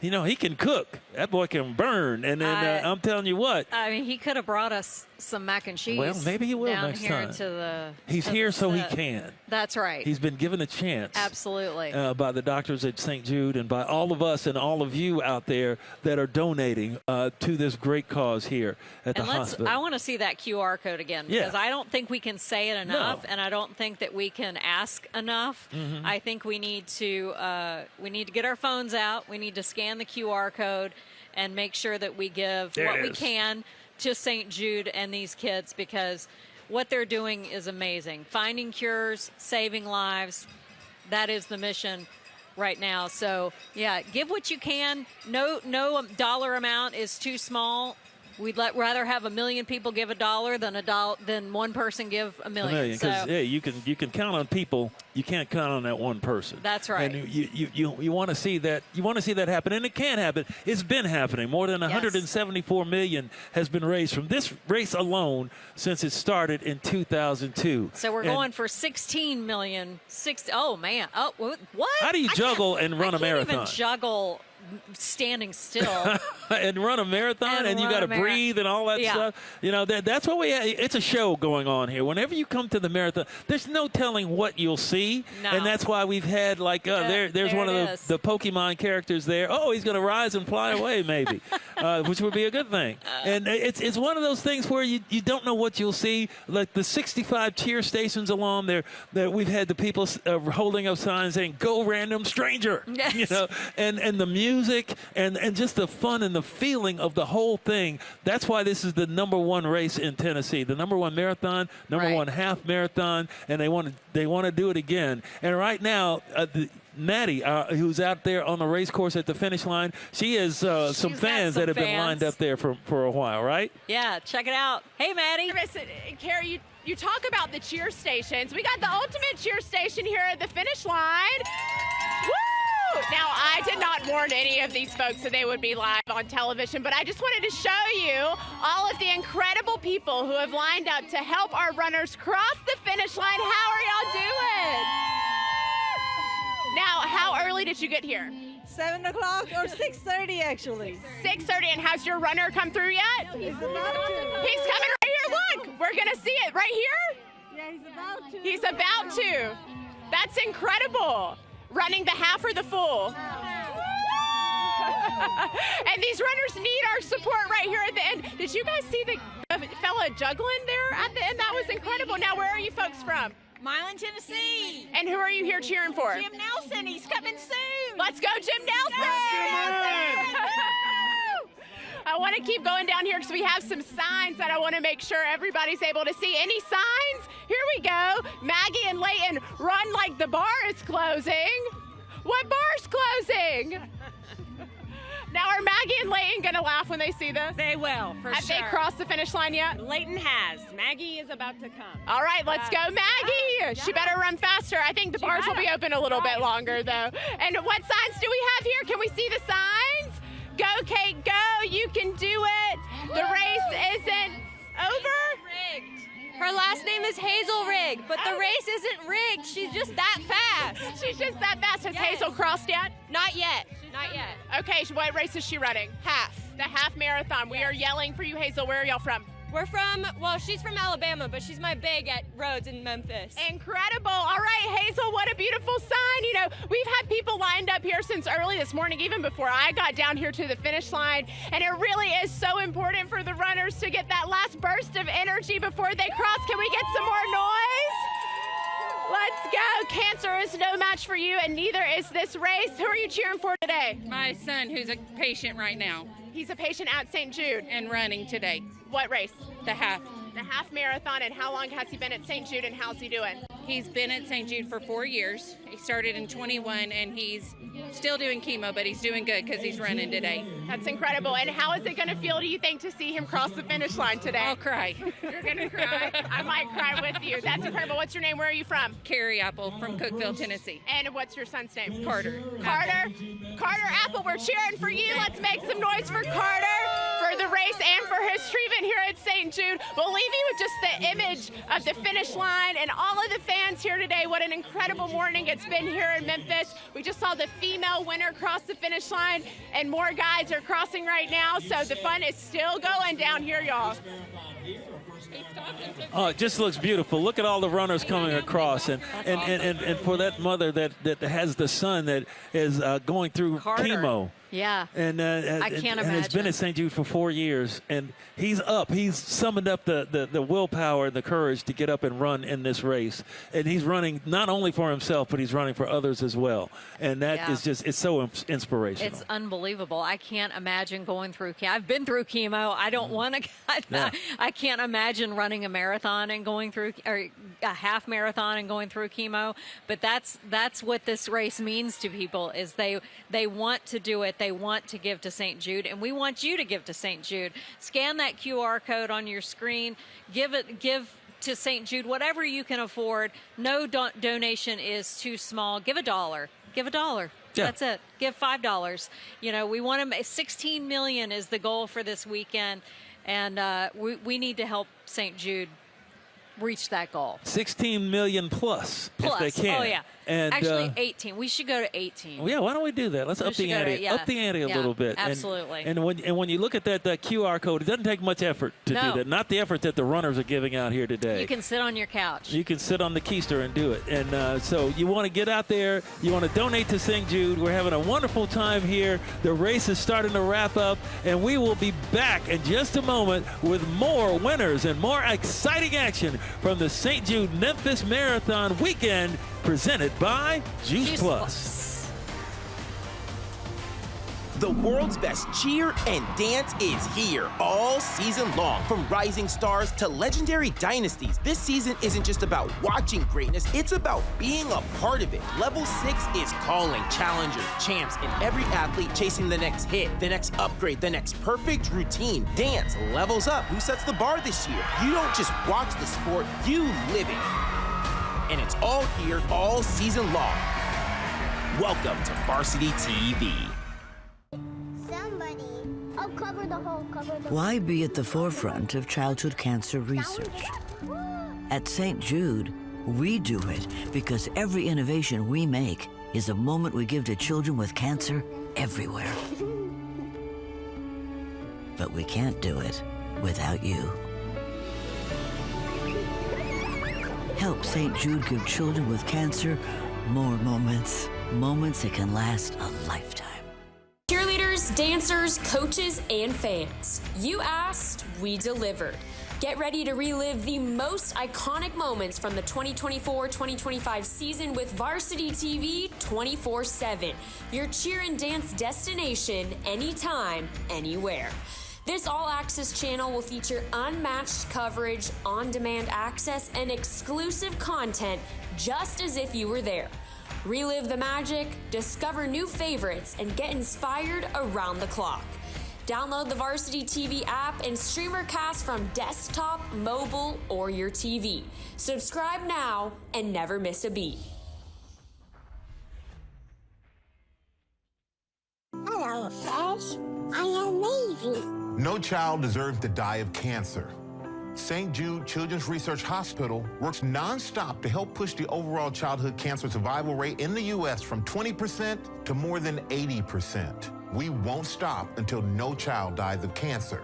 Help St. Jude give kids what they deserve, a chance to live, a chance at a lifetime. Help St. Jude find more cures for more children. Donate now at stjude.org.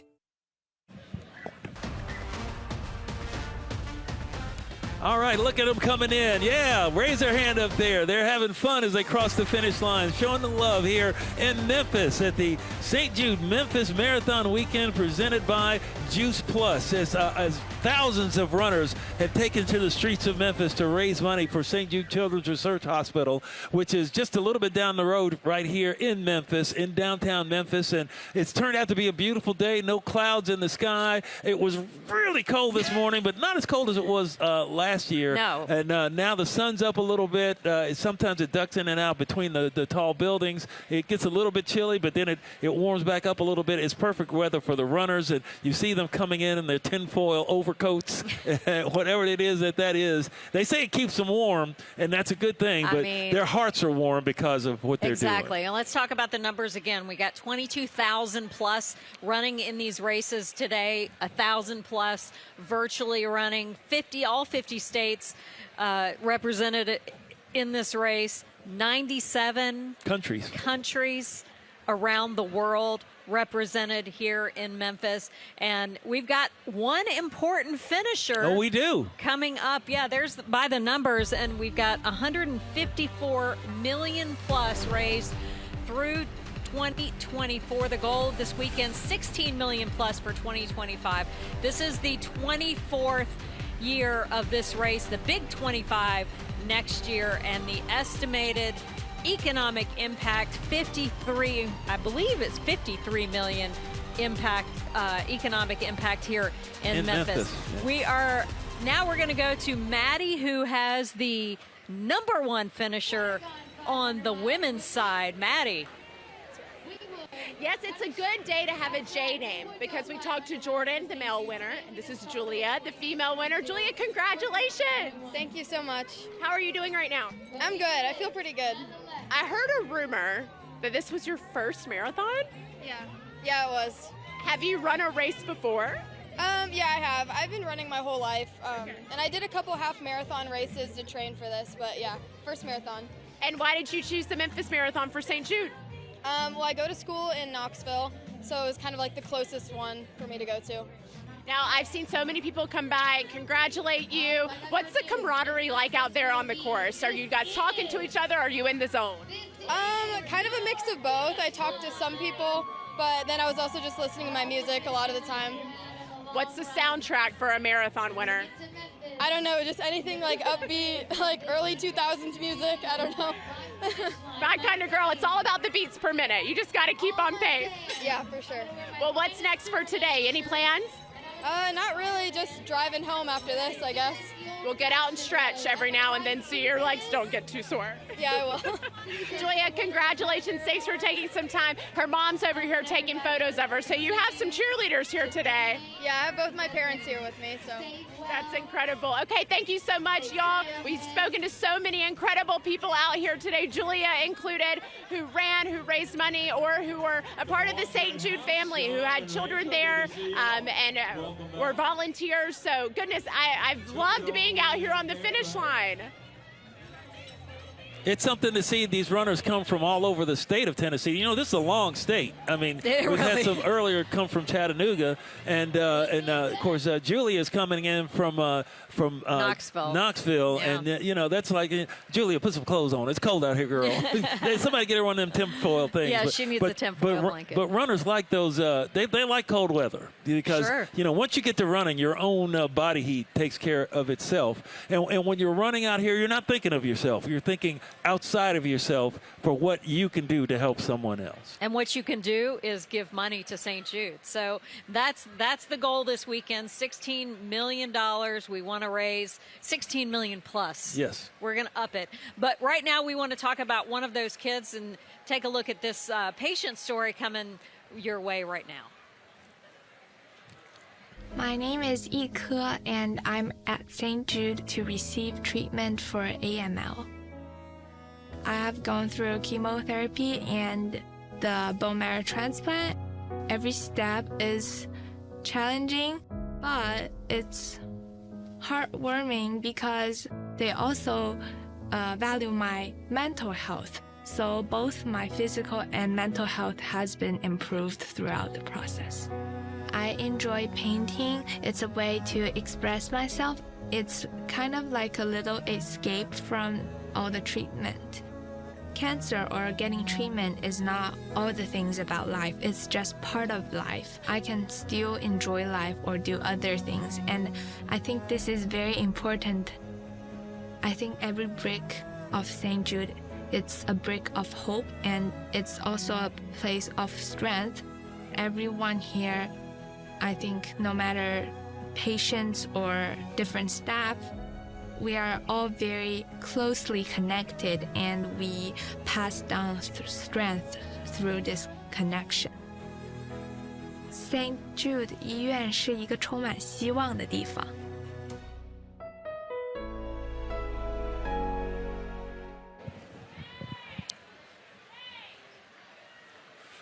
Her story is so inspirational. Ike is, hey, we got Spider-Man here. You know, I'm a big Spider-Man. That was one of my favorite comic books growing up. I had more than 300 Spider-Man comic books as a kid, and then they made the movies. And if you've ever seen the Across the Spider-Verse or Into the Spider-Verse, it's, oh, those are tremendous. Beyond the Spider-Verse is supposed to come out in a couple of years, but that's another story. Yeah. But heroes. It's a hero. It's a and hero. all these people that are That's why running. I did that. Yes. Excellent segue. Segue. Thank you for here, saving yes. me, Carrie Anderson. I got to save you from yourself.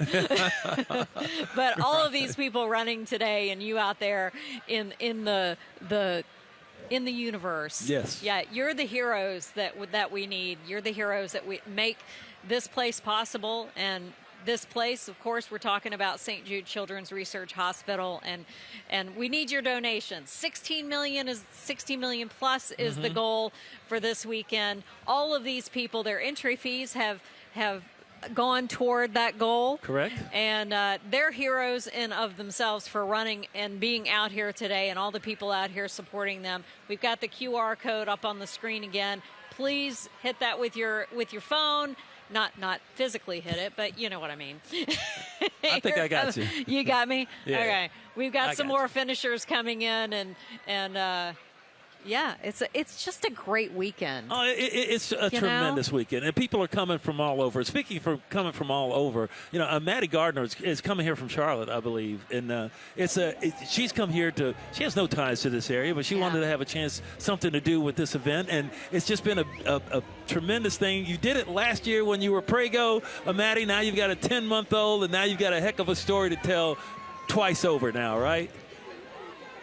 That's right. Goodness, it is such a pleasure to be here. I was joking with Carrie earlier. I said, I'm so glad they asked me about to the broadcast, or I'd have had to run because I just wanted to be out here at the marathon today. My husband just finished his first half marathon. He came in 4 minutes under his goal time. So, yeah, it was great to see him cross the finish line, and it's always a pleasure to be working with the two of you.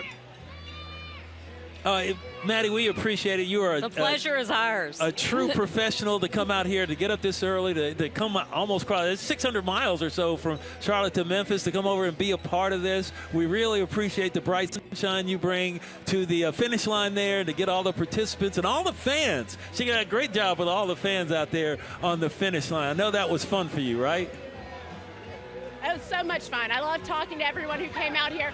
They're just as dedicated as all of our broadcast teams. Some of them were out here at 5:30 in the morning just to get a spot on the finish line. So, yeah, these are the troopers out here. All right, Maddie Gardner, we really thank you and appreciate your work and the coverage that you've given there on the finish line at the St. Jude Memphis Marathon Weekend, presented by Juice Plus. And, for us here on the set, Carrie, this is a labor of love. I mean, this is something that you really you have to experience. You can't just talk about it. You can't just see it on television. You need to experience it if you can, at least once, to come out and see the smiles on the faces, even though people are hurting once they finish they get through the 24 miles, or even like the half marathon, or the 5K that's run here. There's a kids fun run, a one miler. They're out here running, but they're not running for themselves. They're running for the kids at St. Jude. Absolutely. And this is really, I think I can speak for everyone when I say that St. Jude is really the crown jewel of Memphis, and really the crown jewel of the Mid-South and everywhere else. I mean, they are helping find cures and saving children all over the world, and they can only do that with your donations. So I want to again say it, please give whatever you can to St. Jude. No family has to worry about travel, transportation, food, treatment, anything. Yes. Everything is taken care of, but it is not free. And they need money to run this hospital. $2 billion plus, I believe they said it. $2.5 billion. $2.5 billion. Billion. A billion year. with a B. Right. So every dollar counts. So please give what you can. And all of these people out here have done what they can this weekend to make it an amazing weekend here in Memphis and around the world. And we want to make sure that we are able to keep doing this. And when you see the love on the people, all the people, there are people here from all walks of life, doctors, dentists, people that are day laborers, people that are coming in. They've had that connection to cancer because, as you said, Carrie, we all know someone that has been affected by this dread disease, and we want to make sure we can help eradicate it, especially with the children, and that's why St. Jude Children's Research Center is here. Donate now. You saw the QR code, and we will be back to you one more time on the St. Jude Memphis Marathon Weekend, presented by Juice Plus. Imagine a world where no child dies of cancer. That is what drives us day and night at St. Jude Children's Research Hospital. We're changing how the world treats and defeats childhood cancer. And no family receives a bill from St. Jude for treatment, travel, housing, or food. Please, help give these kids a chance to live. We can't do it without you. Help St. Jude find more cures for more children. Donate now at stjude.org. Varsity TV, your all-access pass to everything cheer and dance. Stream over 150 live events. Immerse yourself in the thrill of live competitions. Relive every moment with rebroadcasts and replays. Experience the magic again and again. Stay ahead of the game with The League by Varsity All-Star. Follow the points race, get expert insights, and stay updated with the latest news.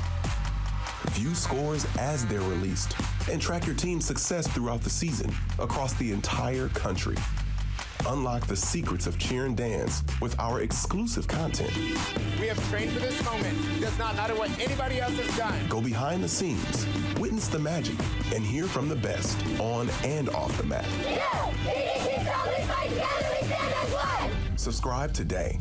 Varsity TV, where the spirit of cheer and dance comes to life. Thanks to the breakthroughs at St. Jude Children's Research Hospital, 4 out of 5 kids in America will survive cancer. But 1 out of 5 won't make it. What if that one child was yours? At St. Jude, we won't stop until no child dies of cancer. But we can't do it without your help.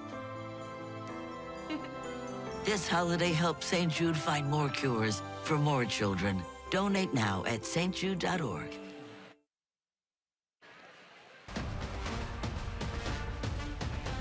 Back here live in Memphis for the St. Jude Memphis Marathon Weekend presented by Juice Plus. My son, my Bubba. That's who they're running for. And one's in a tiger suit and one, I don't know what that was, the other one was wearing, but everybody's running for someone. Absolutely. And the things that we have seen out here today, remember, more than 22,000 runners took place, or well, they're still running them. Some of the marathon runners are still out on the course, but it took almost 40 minutes to get them started. Yeah. And this is a wide street here of BB King and Union Avenue here in Memphis, and we saw them they go off in groups so you can get a little bit of separation. But it took all the way from the start is about a quarter mile from here down at Beale Street, and it was like it took forever.